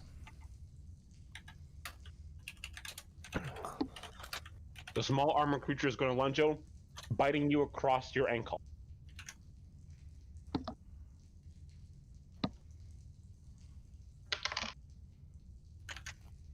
You are going to take 6 piercing damage from that strike. Okay. No big deal. 16? moment of truth. 6. Oh. So I got 40. I have 50 health, so 44 now. Wow, I have a smaller number than that. By the way, I'm just noticing I have danger sense. I could have used an extra dex save when I was frozen. Anyways, continue. It wasn't a dex save. Oh, it wasn't? No. Oh, okay. No. You're Oh, good. it was just a saving You're good. throw. Sorry. Continue. It was a wisdom save, I believe.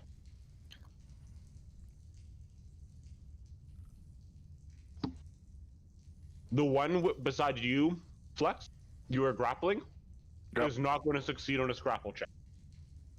Okay. And will not attack.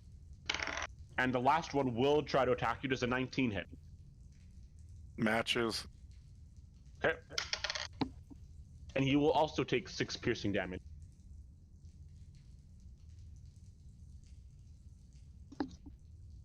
Okie dokie. Which brings us to Aster. Aster will make a brief sign in the air in front of him, sort of trace out a small constellation and mutter an invocation under his breath, and will cast create bonfire under the one that Flex has in his grasp, so that as Flex holds it, it roasts. And that does nothing right now. Oh no, it makes the save right now, and then at the end of its turn, or if something moves into that space, it also makes the save. Oh fuck, that's cool. I thought it only did it on its turns. Now, anything moves into its space. Is Flex currently in his space? By the rules of 5e, I do not believe you share the space of a creature you are grappling. You do not share the space. Okay. Otherwise, I would like to untake the cantrip. I think it's this one. I'll put a little. All right, and it is going to fail its grapple check. Or sorry, not the grapple check. It is going to fail its saving throw for you. 3 points of fire damage. All right. There we go. Okay. And I have no bonus action, but I will not move because I have sight of Min. I have sight of everybody on the team. That is my turn. Okay, Min. What's my penalties to throw a dagger? Who are you throwing a dagger at? Whichever one is most visible to me. If you approach right behind Flex, I'm not approaching. This is generally from where you are going to have to deal with half cover. You know what? You're going to deal with 3/4 cover right now from where you are. Yeah, I'm throwing through a lot of people. I get that. But you could try to strike either the one that's grappled or the one right in front of Reslam. The other two are completely covered. Okay. From where you stand.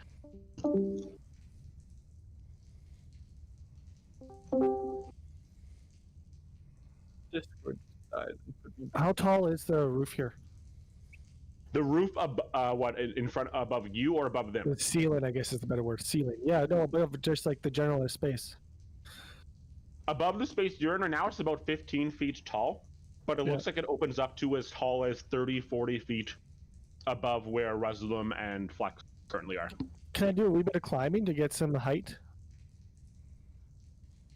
To make like my throw easier? You could try. Yeah, fuck it, let's do that. Do I need to roll anything? I have 40 movement speed. Make an acrobatics roll for me, please. Each card.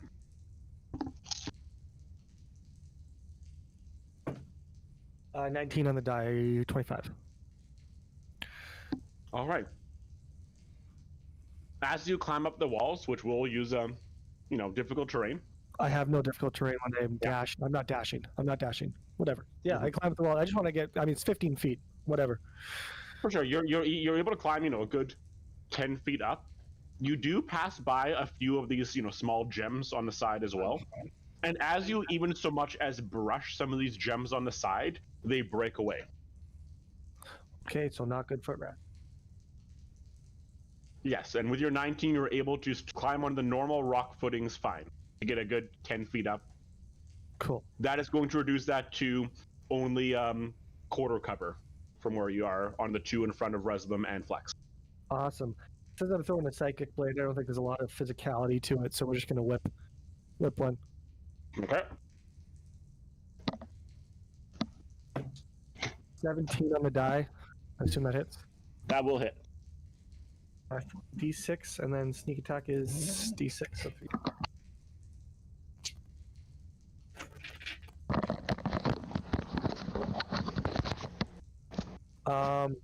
That is 8 points of psychic damage plus 4 is 12. We'll add 2 to that on my extra bonus. So 12 points of psychic damage, 2 points of cold damage. So are you attacking the one in front of Reslam or the one that Flex is grappling? I think Flex, you said, was the easiest one to hit, so I would say the both of these would be quarter cover, so it's your call. the one in front of Flex, he didn't any damage to it. I know that, he just grappled it, so Okay. he's holding it still for me. So the creature appears very weakened by near death from your strike, but it is still alive, almost limp within Flex's arms. Okay. With my bonus action, I'll hide. I don't really know what from or what, but fuck it. I'll try and suck my body into the rock face with 9 on the die for stealth, which is, I don't know. Suitable given that you're 17. clinging to an open rock face. Oh, maybe, my clothing is darkish and it's darkish. I don't know. It's a rock face. I'm 15 feet up. Who's gonna look up there? Singorn. You look behind you and you can't see anybody other than Asher. What happened to Min? Singorn is going to take his holy symbol hammer and and essentially swing towards hitting something, and it stops as if it's hit a essentially invisible bell, which would be told dead on the one that Reslam struck. Okay. I believe it's a wisdom saving, if I'm not mistaken. A wisdom saving throw of what? That's what I'm looking up right now. I'm guessing 14? I'm thinking 14. I'm sorry, I'm just looking it up right now still. Spell... It should be 14 or 15 for you. It is 14. It is 14. Jer?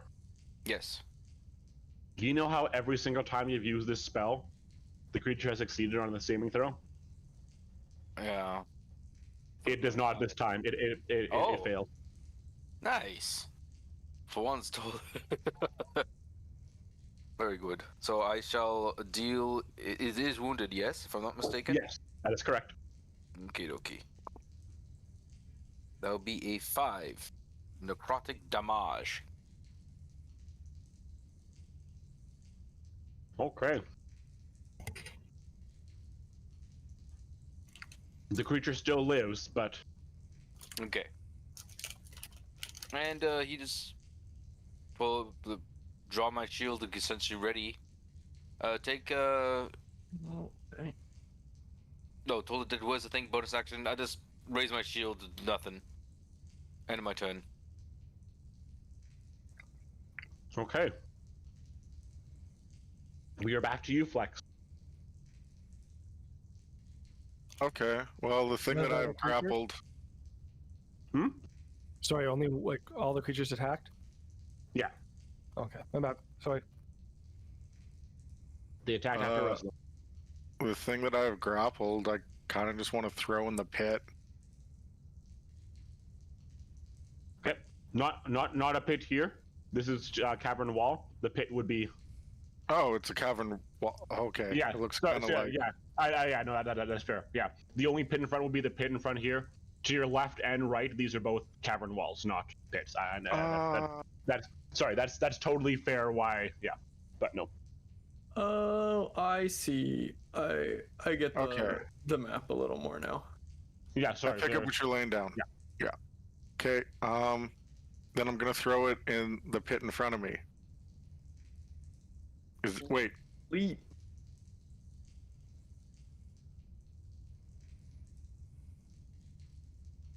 Okay. Does it look deep? It looks very deep. Like Yeah. Then in the pit it goes. Can we time it to know how deep it is? Just I'll put it like this. In this round of combat, you do not hear it hit the ground. oh, Jesus Christ. sheesh. All right. Anything else, Flex? I guess it depends on what that cost me. I would call that an action to throw. You Yeah, are. it's a shove action, right? Basically. Yeah, you replace an attack with a shove. I think.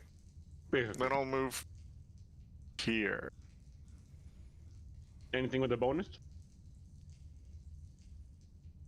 I have nothing worthwhile. No, I have nothing worthwhile to do as a bonus. To reveal. So you guys can see everything within that square, like right, like everything Yeah. around you is. Yeah. As long as it didn't reveal any more of the little babbies. Nope. All right, Reslam.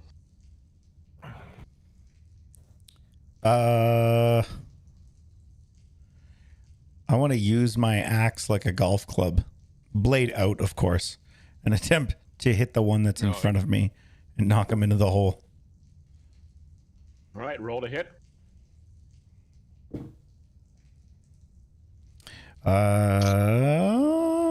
19. And your damage, please. Oh, 10, 15, 17. All right. With that strike, as you axe moves across, finding a maybe somewhat softer underbelly,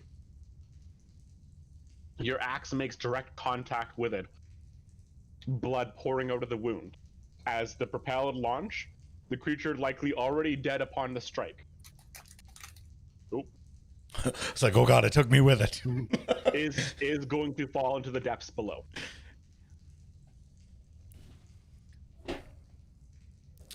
I'm gonna move just for my bonus action. I want to go right in front of this guy, right in front of him. All right. And that's it. That's my turn. Now these two are going to attack both Flex and Reslam respectively. Both are going to hit. How do you know? You didn't ask. Does a 24 hit you, Reslam? Yep. Yeah. Does a 23 hit you, Flex? No, yeah.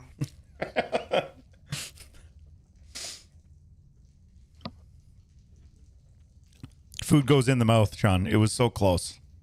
Shut up. I missed. A little bit. Alright. Reslam, you are going to take 5 piercing damage. Flex, you are going to take 6. Bullshit and racist, and I hate you. Come on, you're earning more damage than Reslam.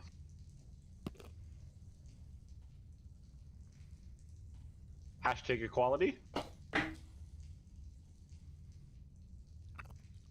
This isn't equality, and you know it. Aster, your turn. All right. Seeing that these aren't the hardiest of foes, Aster will just fuck. He still doesn't want to move too far out of the way, but he does at least need to get into line of sight. So Aster will move sort of up against this wall here, so that he can see the creature that Ruslam is entangled with, but also Min behind, sort of clinging precariously to the wall. And he will attempt to usher the creature closer to its grave by casting Toll the Dead. Okay. Where is my... This one hasn't been hit yet? Neither of these have been hit yet. Okay.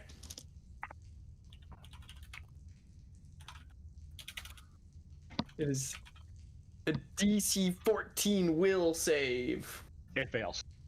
It takes 4 points of necrotic damage. And sorry, were you targeting the one beside Flex here? Ruslam. Okay, the one beside Reslam. The one yeah. And then I think I will maintain my position where I can see at the very least Ruslam. I can see everybody but Flex. Okay. Ah! All right.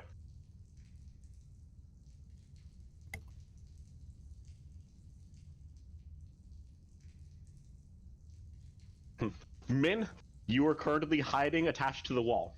What are you doing? Can I see if anything has come from here, or can I hear anything coming from there? Can I make a perception check?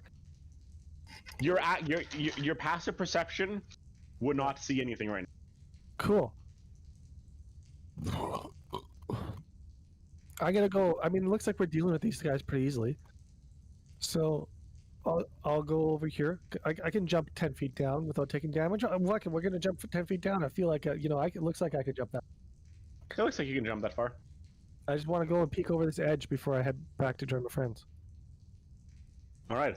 Taking a look towards the cavern below, you still are met with not but darkness. The small amount of light glimmering almost a speck at the bottom from the light that Aster had cast before. Cool. So that's 20, 25, 30, 35, 40. And then I'll dash for 5, 10, 15, 20, 25, 30, 40. And bonus is, I mean, with my action, I can throw a dagger still. Right? Because I jumped down, You used your action to dash. No, I used my bonus action as a rogue with kind of action. Yes. Yep. Then you can use your action to throw. Yeah. 7 on the die plus 6. That's what I have here. So 13 will not hit. Oh yeah, my psychic blade somehow deflects off of its natural armor. That's in my. They're small enough creatures that you manage to bury it instead of trying to bury it. That makes more sense. Yeah, I miss it. Yeah. To its head, it buries directly in front of it. Or the creature's thick hide is just resilient. To psychic dagger. Yeah. That's the thing. That's one thing with a psychic weapon.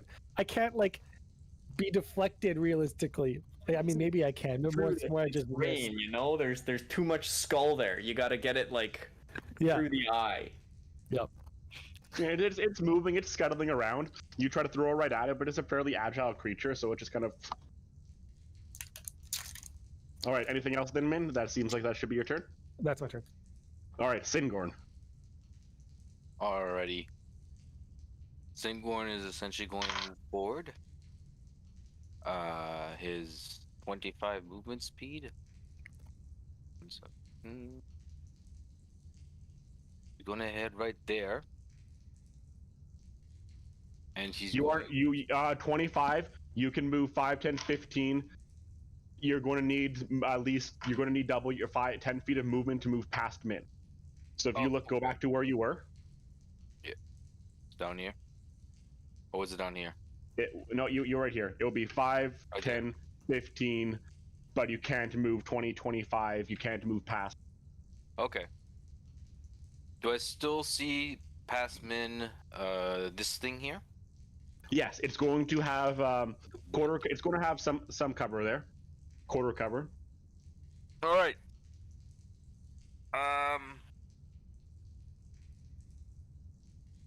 I'm just going to, seeing that I could see where it is at, I'm going to try to have a sacred flame appear there. On it. Okay. I think it's a wisdom save as well for sacred, and it's only a D8. Sacred flame, yes, or D6. Sacred Flame is a D8 of radiant damage, and they do not get a cover bonus on their dex save. It is regardless going to fail the dex save. Oh, cool. So he hits, right? Is that? Yes. Okay. That's 8 damage. Oh my. All right, your 8 brilliant damage of flame radiant damage. envelop, creating a shining light upon the cracks and the husks of this creature. Does it illuminate a bit the tunnel? Is it really like that deep? The fact that it still does not illuminate the bottom reflects on how deep that tunnel is. Oh my. All right, anything else? No, that was my movement and action. No bonus. All right, Flex.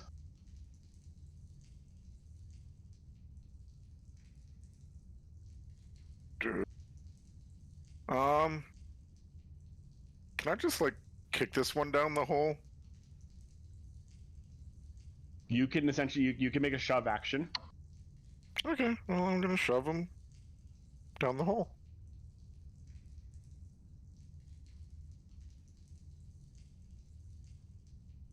All right, so that is going to be another athletics roll.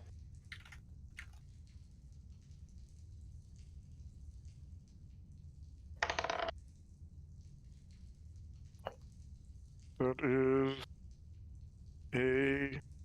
I think that's a 16? Yeah, 16. All right, compared to the creatures, 15. You said 16 or 15? 16. You will beat it then. And with a shove, or a kick in this case, you can push the creature, have it clattering down the chasm below. Okay. Down it goes. Into the hole. That is handy. That's it. I'm just gonna kind of yawn, stretch. All right, rest of them. I'm going golfing again with my great axe. Jesus. What? All Wait, right, why do you well- keep saying Jesus? You're killing babies.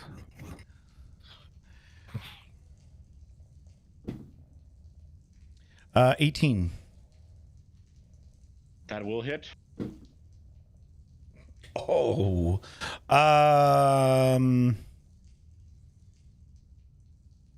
17. Sorry, it took me a second. I forgot I was raging. All right. Once again, does not take much for the creature to be hit from the underbelly, shot out, and fall to the chasms below. Things grow quiet once more.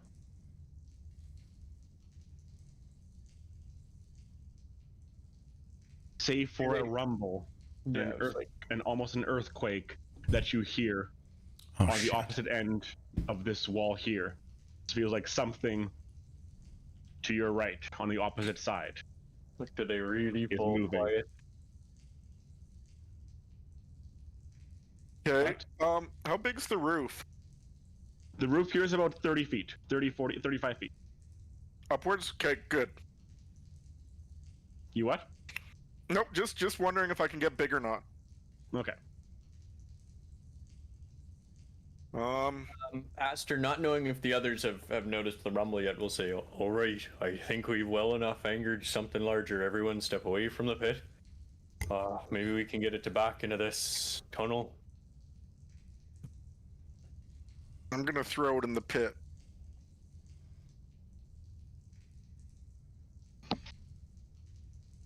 All right.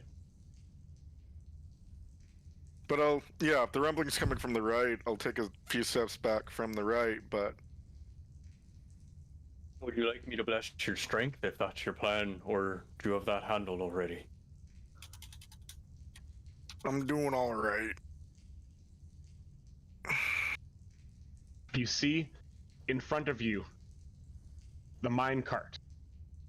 Something burrowing underneath, starting to move the rail tracks themselves up and displace them. As something has burrowed underground right beneath them.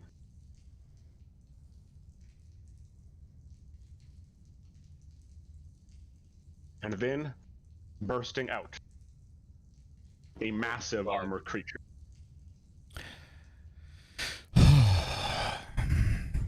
How massive are we talking about? Before it calls the others. Sorry. The creature itself, while the other ones were about 4 feet across, this is about 20 feet long, standing well over 15 feet tall. A armored creature is the best way to describe, as you can barely see any eyes, any mouth from this thing. Just an armor carcass, almost like a beetle, but much, much larger.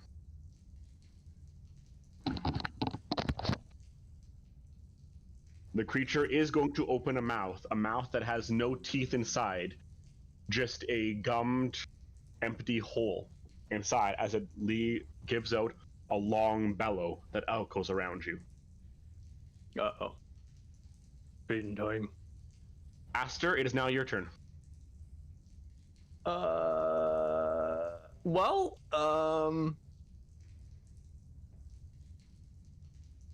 I mean, this seems like a convenient time to maybe provide it with some incentive to move and get closer to Flex so that Flex can engage in his plan. So Aster will, first off, we'll move into line of sight of this creature. That should be good. Aster will begin to glow.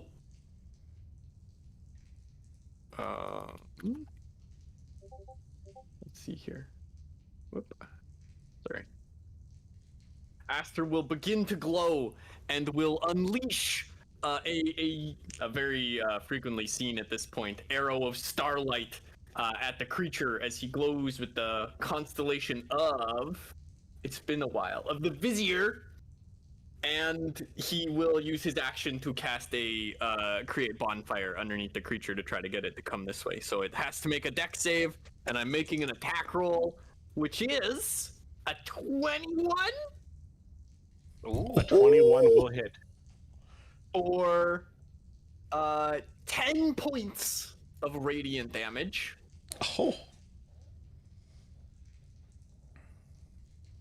And then if it fails the DC 16 dex save for create bonfire, it will take 6 points of fire damage if it is susceptible to flame underneath that armored hide.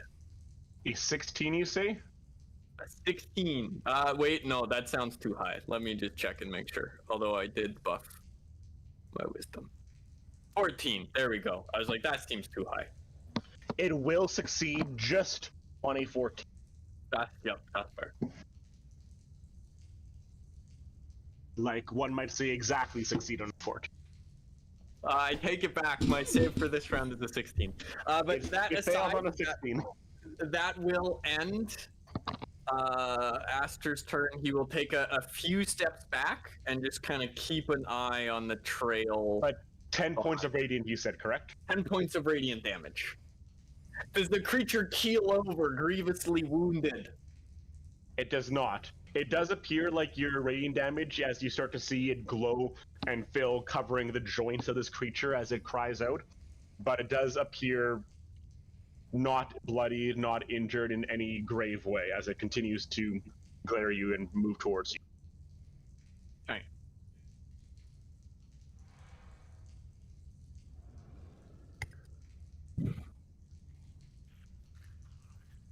Okay, and that is my turn. Min. I will draw the little bonfire.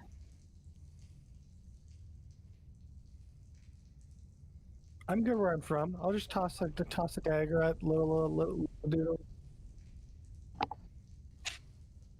Okay. I mean, yeah. Fuck it, no, we're gonna cast Hex on him first. Ooh. Okay. What does the hex look like? Uh, What do you say? 1 second. Point your finger.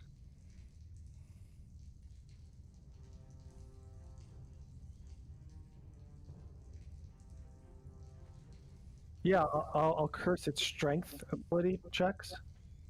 Ooh. It will be the plan. But basically, I don't know. I'm gonna fucking. You know what? Can we have cast the hex with a dagger? Just a little water streaming behind the dagger that I throw. What, sir? Just a little bit of water. I mean, my warlock abilities come from a water genie, so. Yes. Gotcha. Cool. So as you throw your dagger, it almost disappears into a pool of water as it strikes at the creature. Yeah, but I mean, the dagger doesn't go too deep. I want to double check this here. Yeah, the dagger almost fades instead of the dagger striking. It's this. No, but I mean, like I rolled an 8 on the die, so it's 14 to hit.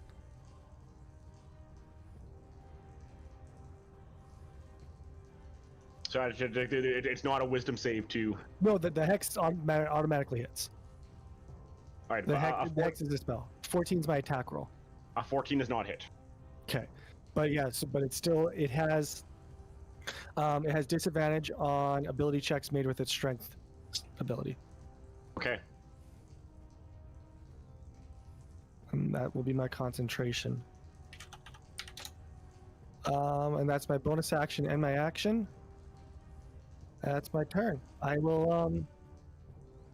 Yeah, I mean, I'll back up behind Aster because that thing's pretty big. It's now a hex for strength. So any strength saving throws, it has disadvantage. I'm not saving throws. Skill No, check. ability checks. Okay. Yeah. All right, Singorn. Alrighty. Singorn is going to try and squeeze past these two in front. Can I make it? So that's 5 and then 20 to get through? 15 to get through. So it would be 5. You're on the opposite side of Min. It will be 5, 10, 15 now on the other side. Okay, so that's total 15 or 20 in total? Total of 15 in total to get to there. Okay. All right. So from here, I'm going to get behind Flex and going to use my action, or no, I think bonus action, to summon a spiritual weapon right back here. I'll use my action to take the dodge action. And bonus swing the spiritual weapon on this guy. Now, correct me if I'm wrong, and it very well could be. Isn't it bonus action to summon it on the first turn? Action to attack on the. You could swing it on the first time you summon it, I believe. I'm Yeah, looking it's at it part right of the. now. I mean, I believe. It's part of the first bonus action summon. Okay. Exactly. Yeah. Okay. You can make a melee spell attack against a creature within 5 feet of the weapon. All right. Roll to hit. Alrighty.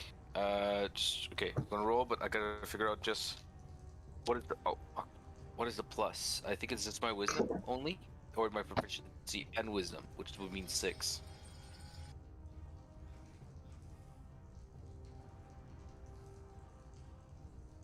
Why am I struggling with this one?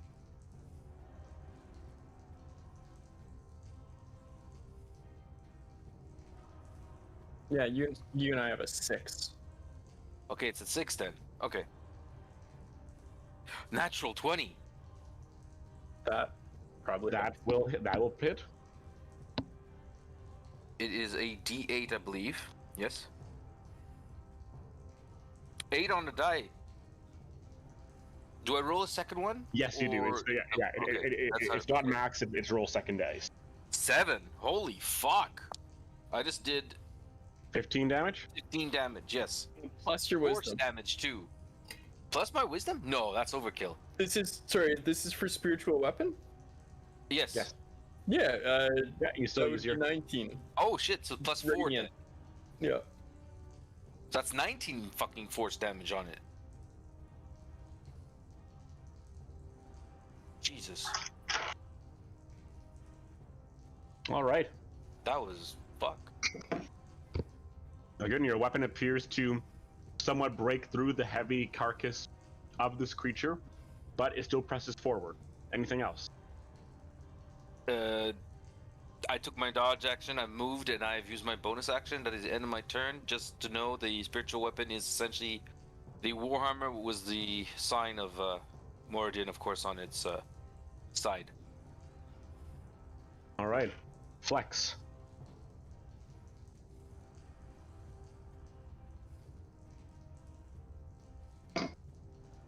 What are you doing? I'm thinking. I'm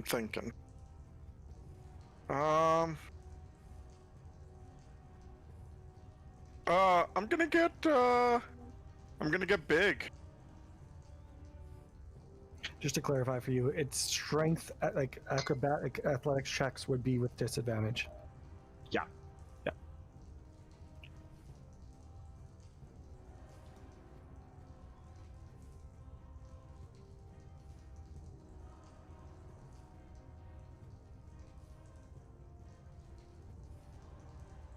Hello? Hello? Hello. I said I'm gonna get big. Yeah, for sure. Sorry, I was waiting for the next step in that. Sorry, my bad. Oh, right, sorry. so- I thought Tyler. Talking. That wasn't. So, once again, for the people at home, and it's been a while, how does it look as you grow big? So basically, this woman on the moon yells, "Watch my creature grow," and throws a staff, and the staff lands next to me, and then I Try just kinda again. yell. Try again. What? You get one more. I just get big. That's it. So there's not much else to it. I just I grow. I double my size. I guess I just kind of like crack my knuckles and double my size. That's a bonus action. Then as an action, I'm gonna rage and move towards Mama. Oh, and then I'm gonna action surge, and then I'm gonna punch it, which gives me a grapple. Yeah, that's what I'm gonna do. That's my plan. Okay.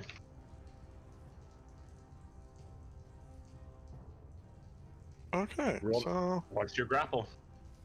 well, first I need to do my attack damage.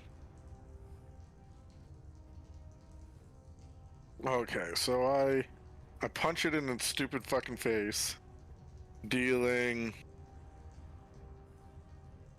Well, not dealing, but does oh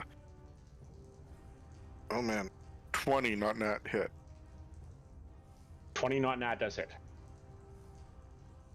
Cool. So, so I punch it. Where's all my dice? This is why you don't play D&D in the dark, and when your lights go out, you replace them quickly. takes 7. It takes 11 bludgeoning damage as I punch it into its stupid mush. Okay. And then...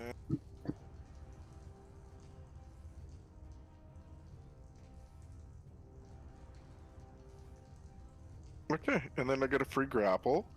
And that grapple is... I get anything for rowing? Sorry, a free grapple? Yep, Tavern Brawler. Hold on, let me see. Oh, sorry, it's a bonus action. Nope, I just get to punch him in the face. Can I replace that punch in the face with grapple? I read that wrong. I will allow you. Thank you, it's been a bit. Okay, so just grapple. Just the old grabby grab. The old athletics plus the old 25 on a grabby. Alright. This creature, even though it may have disadvantage, is going to attempt to make the save with athletics as well.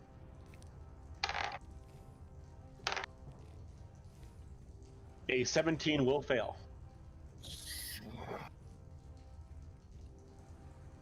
Okay, well then I Roll with disadvantage.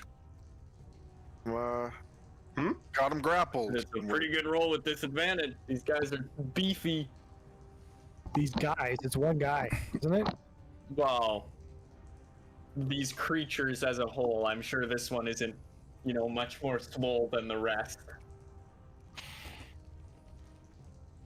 No, this one in particular is beefy. Sorry. Alright, so the creature is grappled.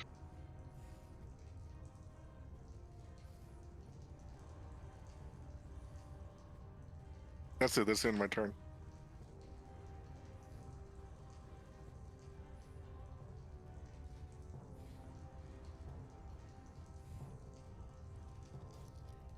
Alright, creature is going to in turn try to use its action to escape your grapple.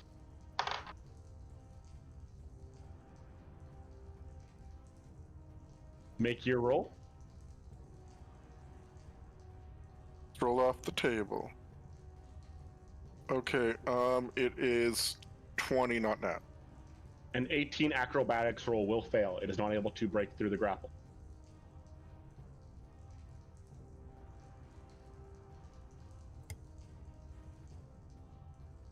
And it will end its turn.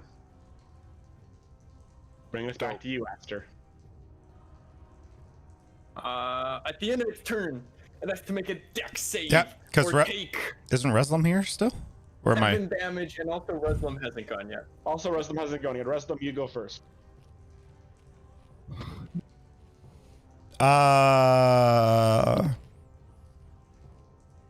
Leap over the pit at it. Have your character die again. There's a bridge. Wait. It looks perfectly safe. How far can I leap? Can I leap 15 feet? It's a joke. It's seriously. I'm kidding. Please don't. I think you can jump a third of your strength score on a running long jump. I don't want to do that at all. Can I even go next to my teammate here to help out? Like, what's your strength? 20. You can jump 20 feet as long as you don't have to clear any obstacle. If he is 10 feet of start? Yep. Which he doesn't. No, he does not. No, I do not. Is this a bridge that I can... This is the bridge you can walk across. Does it look sturdy? It is a wooden plank bridge that has been built across. It looks sturdy for the most part. Yeah, I'm not doing that. I'm just gonna sheath my axe and pull out a bow and arrow, and I'm just gonna hold it because I know I can't release it on this turn. Or can it? Can I? No. If your bow is accessible, you can drop your sword. I can drop my axe? You can drop your axe free action to grab your bow and shoot. Okay, if your bow is accessible. All right, it is. So that's what I will do. All right. You can roll the hit. Oh, a nat 20. Okay. Roll your damage. 1d.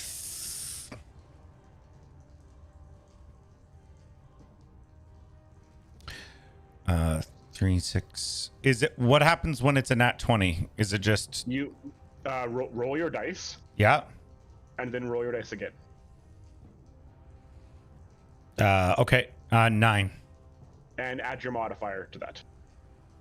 modifier. Your dex modifier. Your dexterity modifier. Roll really?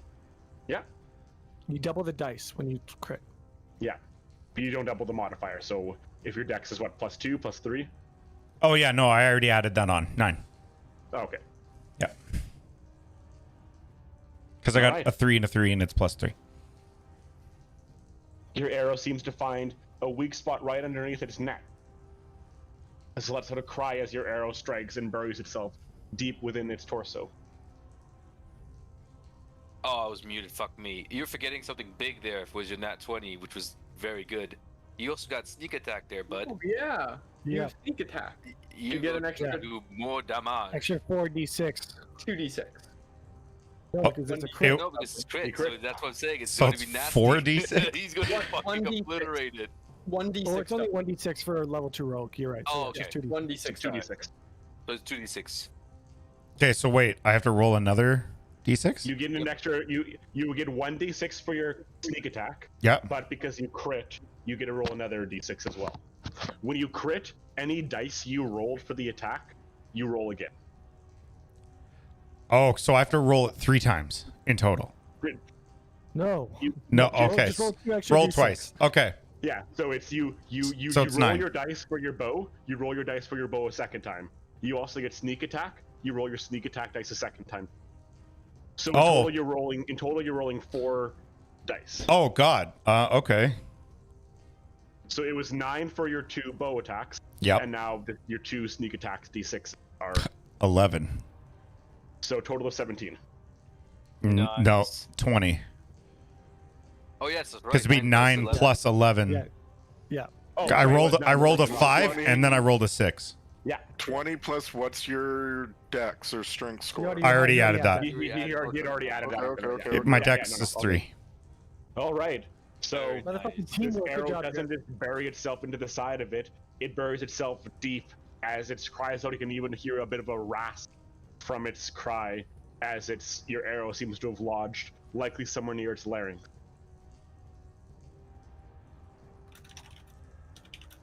All right. Because of that, the creature then went, tried to escape the grapple. It failed. We are now back to Aster, who was about to make it do a roll. Well, before it gets shot with the arrow, it has to make a dex save DC 14 or take 7 points of fire damage. This time it is going to succeed on that dex. It does not take 7 points of fire damage.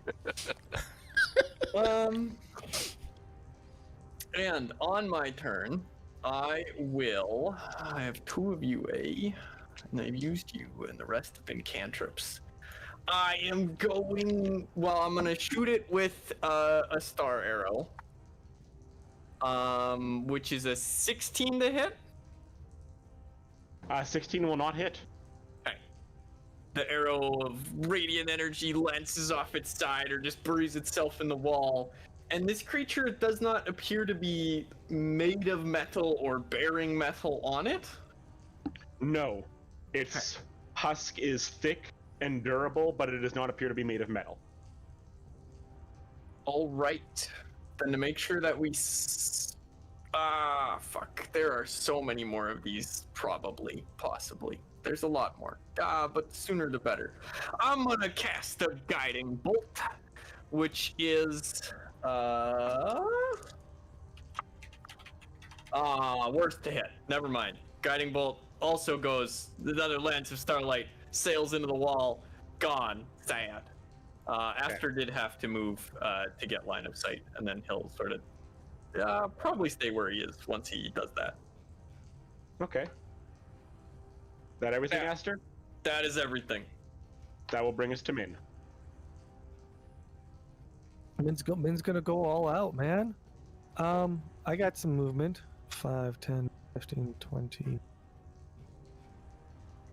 Whatever. Over there. I gotta chuck some daggers. I got 2 daggers in my. They're looking for something to stick into.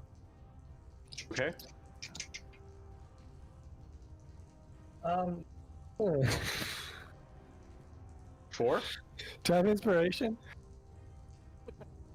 I got a nat 1 on the first one. Oh no. That's not going to hit. Is it? The second one is 10 plus 6, so a 16. That will also not hit. So, this thing just doesn't have a brain, is my decision. That's why I can't take any psychic damage. Your first hit actually is not just going to miss, it's going to actually lodge itself in the crane pulley system here. Not going to damage anything, but it's going to just embed itself deep into the wood. As you go to throw, you just overestimate. Oh, I mean, it just appears on impact, because nobody can see my misses. I didn't miss. The second one is just going to glance off the side and just carry on. Anything else? No, that's Min's turn. That's action and bonus action and good. All right, you guys hear no cries from this bullet. Anything else? It's got some thick skull, guys. Fuck it. I mean, like, perception. Like, is anything coming up the tunnel? No, tunnel still quiet. Okay, well, yeah, that's my turn. Singorn. All right. Singorn is going to. He's going to move forward 10 feet. He's going to swing his hammer as he walks forward, and as he swings it, so does the spiritual weapon on the back of this bullet again once more. It is not likely going to hit this time around. 7 plus 6, that is 13 to hit. 13 will not hit. Alrighty. Spiritual weapon misses. And with the action, he is going to then swing his warhammer, and he's going to try to hit a gong. Wisdom save, please, of 14. That is going to fail. Oh, so I get him. Alrighty. So D12 of damage is about to come. Because you are wounded, sir. Why is it always impossible to find them? So sorry. Oh, there it is. Okay, good. Here we go. That'll be 9 damage of necrotic damage. Okay, you start to see rattles on his head. as the gong rings out, a number of scales do disappear off the side of this creature. As they just start to stick and fall to the ground. Anything else? That would be the end of my turn. I've moved, I have actioned, and bonus action. Okay, Flex. So I'm going to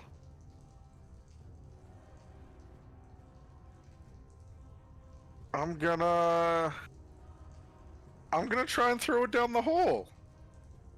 How? Well, it's not bigger than the hole.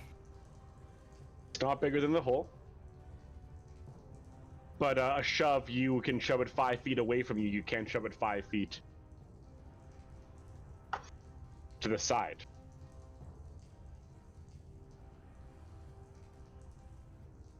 Can you move with grapple, I think?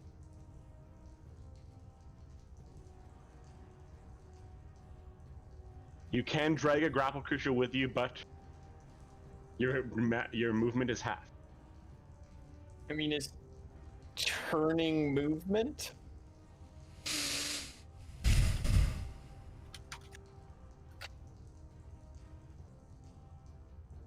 You're not lifting the creature, you're dragging.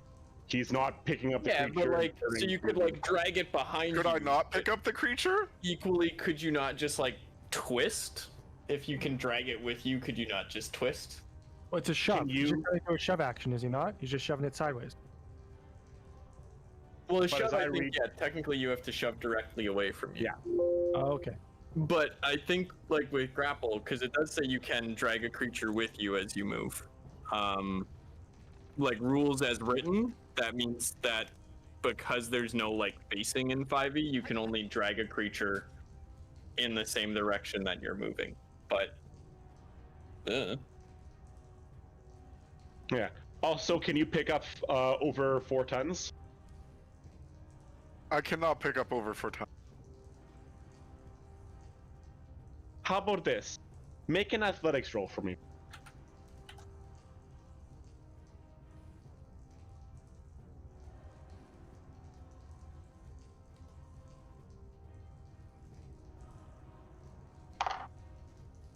Okay. Advantage. So I rolled an 18 and a nat 20. So 26. With disadvantage, you have beaten this creature by more than 10. You can drag and move it as you please. Then I'm going to drag it, and can I like judo throw it down the hole? Yes. Using your momentum as you drag, you can turn and drag the creature, pulling it to the side. Cool. Then I judo hip throw it into the hole and say, down you go.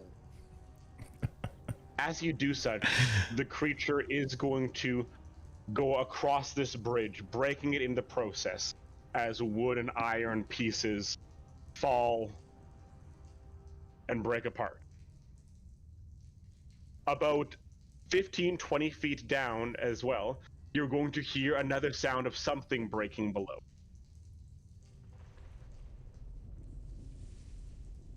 As the creature disappears into the darkness below.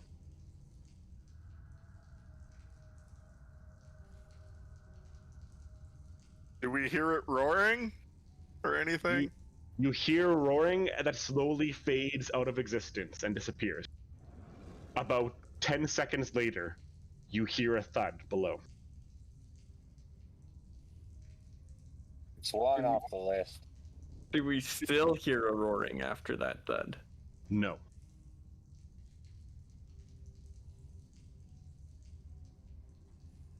All right, let's press on, find the rest. Aye. So far, so good. That went easy, but so did the big worm thing, remember? There might not be no holes next time. Oh, Can I get some berries? Do we have some? Unfortunately, I'm Out of Discord.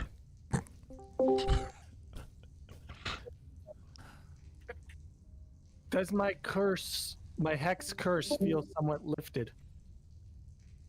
So I say that because if the creature that I am targeting drops to 0 hit point, but is hexed, I can at any point within the 1 hour duration retarget it. So am I aware that You it would- can be targeted? You would be aware you can be retargeted. Thank you. A hex appears to be lifted. Okay, thank you. And sorry, I was attempting to sass Ruslam and say that I didn't pick up any berries, but Aster will cast a good berry spell, and if somebody needs some berries, there are berries. How much do they heal again? 4 each. I need 3, please.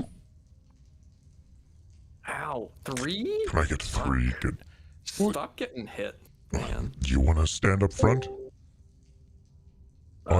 Nope. with your working Discord? No? Okay. Nope, I would not like to do that. In fact, please continue to take damage as long as it means that I don't need to. He'll rest. sorry. As much as I joke, I'm happy to lend my services. As I just hope that the rest go as well, and that I will be able to keep you all alive until we finish our task. Well, it looks like we found some hatchlings. I worry about finding more of those large ones, though. As I'm saying that, I'm like shoving these berries into my face, like.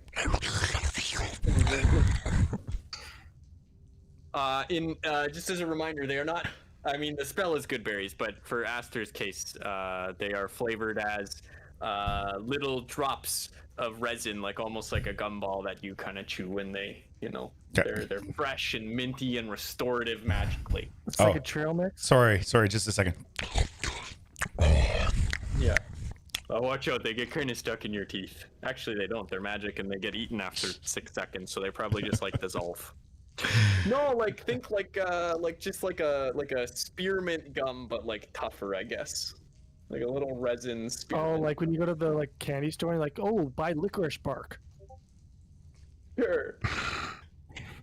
No, just the old The explanation of the texture of a good berry right now is exactly what I needed this evening. Exactly what you need. Well, it takes you 18 seconds to eat 3, so Really seals in the flavor. really seals in the flavor.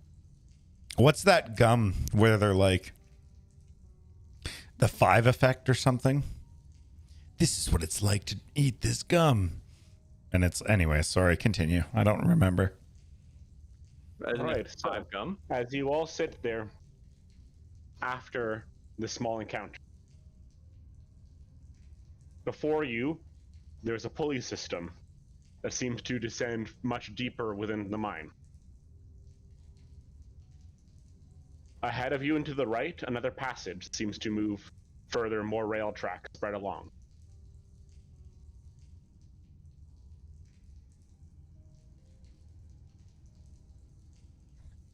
I don't think we should go down, but as long as our big boy can fit through the hallway, I say we can venture forwards. No, I only stay big for a minute, dude. Oh. Well, we've got time. That was 3, 4, 5 rounds. We got 30 seconds left for your big thing. Leap across the hole for fun. I just kidding. Nope. Well, what's over here? Right Hey, across Jared, how about you leap across the hole for fun? PTSD. Yeah, we're gonna go around the corner. How many of these big things are there? 7, 8? 7 or 8. There could be more. There could be less. Well, 1 was easy enough. I hope we run into a whole swarm of them, just like we ran into a whole swarm of basilisk. What could possibly fucking go wrong? Let's not. Oh, there's this baby ones.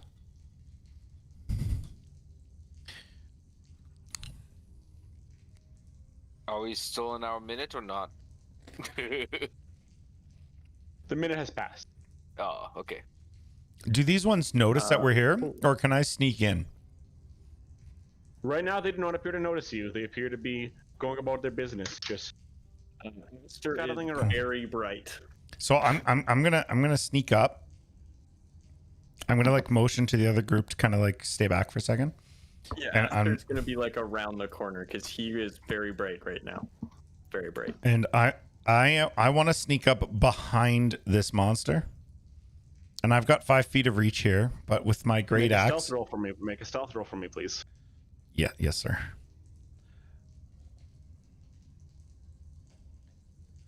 I'm proficient. You do have 10 feet of reach, by the way. 10 feet of reach? Sorry. Yeah, you've got bugbear long arms. Don't forget about that. It's ended up kind of being a bit of a drawback, so use it when you can. So 2, 3, 18. All right, with an 18, you are going to go by unnoticed. Okay. And my rage is still going, correct? Or no? Because we left. No. No? All right. I'm just, because I've got my great axe in my hand, because I picked it up before we left. I just didn't tell you. And I'm gonna try to crack it over the back with a great axe. All right, roll with advantage. Oh, thank God. 21. That will hit. So a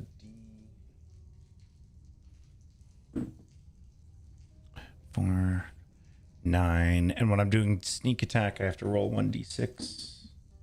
Ooh, 15. All right, with one swift strike. Oh, bearing your sword. I have sneaky as well. So does that mean I get plus 2d6s in my first round of an ambush? Plus 1d6. Only if you're using like a light weapon. So if you're using your short sword or something. Oh, so I don't get it for this one. That's okay. Or your bow. That's okay. Yeah, 15 then. As you bury your axe into it, the creature gives one quick sharp motion before falling and dying. Oh. Does the other one recognize what's happening? Does it hear? It does. Okay.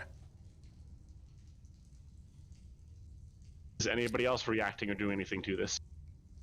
Yeah, after the sound of like a falling aster will start jogging around the corner. Yeah. Because he is still glowing. I will make a psychic link with Aster. Gonna keep my eye on this hole.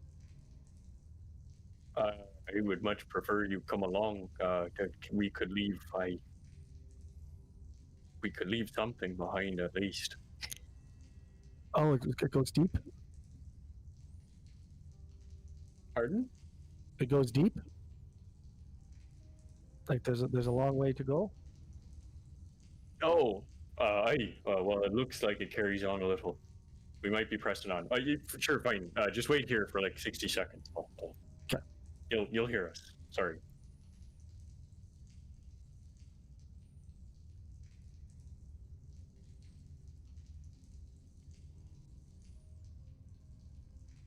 Is anybody making any motion to attack through the creature? Well, Aster's jogging around. Yeah, I just use the round to move. That's it. I'm assuming there's rocks everywhere. There are. Is there any like particularly like sharp looking, I don't know, like crystal or whatever? Around here, you wouldn't see any crystal aside from these brittle gemstones on the side. Coming around the corner here, you do appear to be in a bit of an encampment. There do appear to be some boxes, crates of what appears to be coal or iron, some type of smelting ingredients, ores that have been tipped over and have been stored in the site here. I'm gonna grab whatever looks heaviest. All right, you reach and grab what would likely be a solid 50, 60 pounds of a nearby ore. I'm gonna throw it. Okay.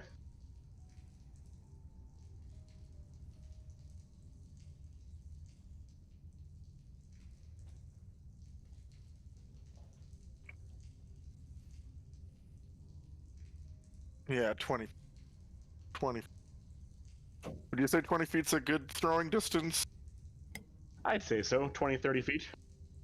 Cool, then I'm gonna throw this at its head.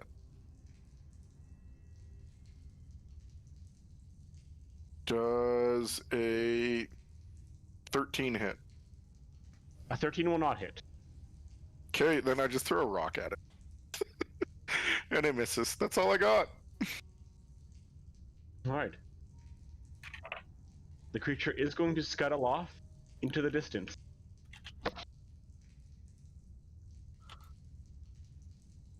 And it's getting kind of late tonight, so we are going to call the session right there. I want to eat the other one. What? Nope. Nope. I mean, come on. There's got to be something good under all that armor, eh? Nope. Okay. How many licks does it take to get to the center of a bullet? Like a billion? I don't know. You seen Reslin's tongue, man? That thing's fucking crazy. Cats don't cats have sandpaper tongues? Yep. Thank you very much for the session there, Sean Stuff. Yeah, thanks, Sean. That's good. Congrats, everybody.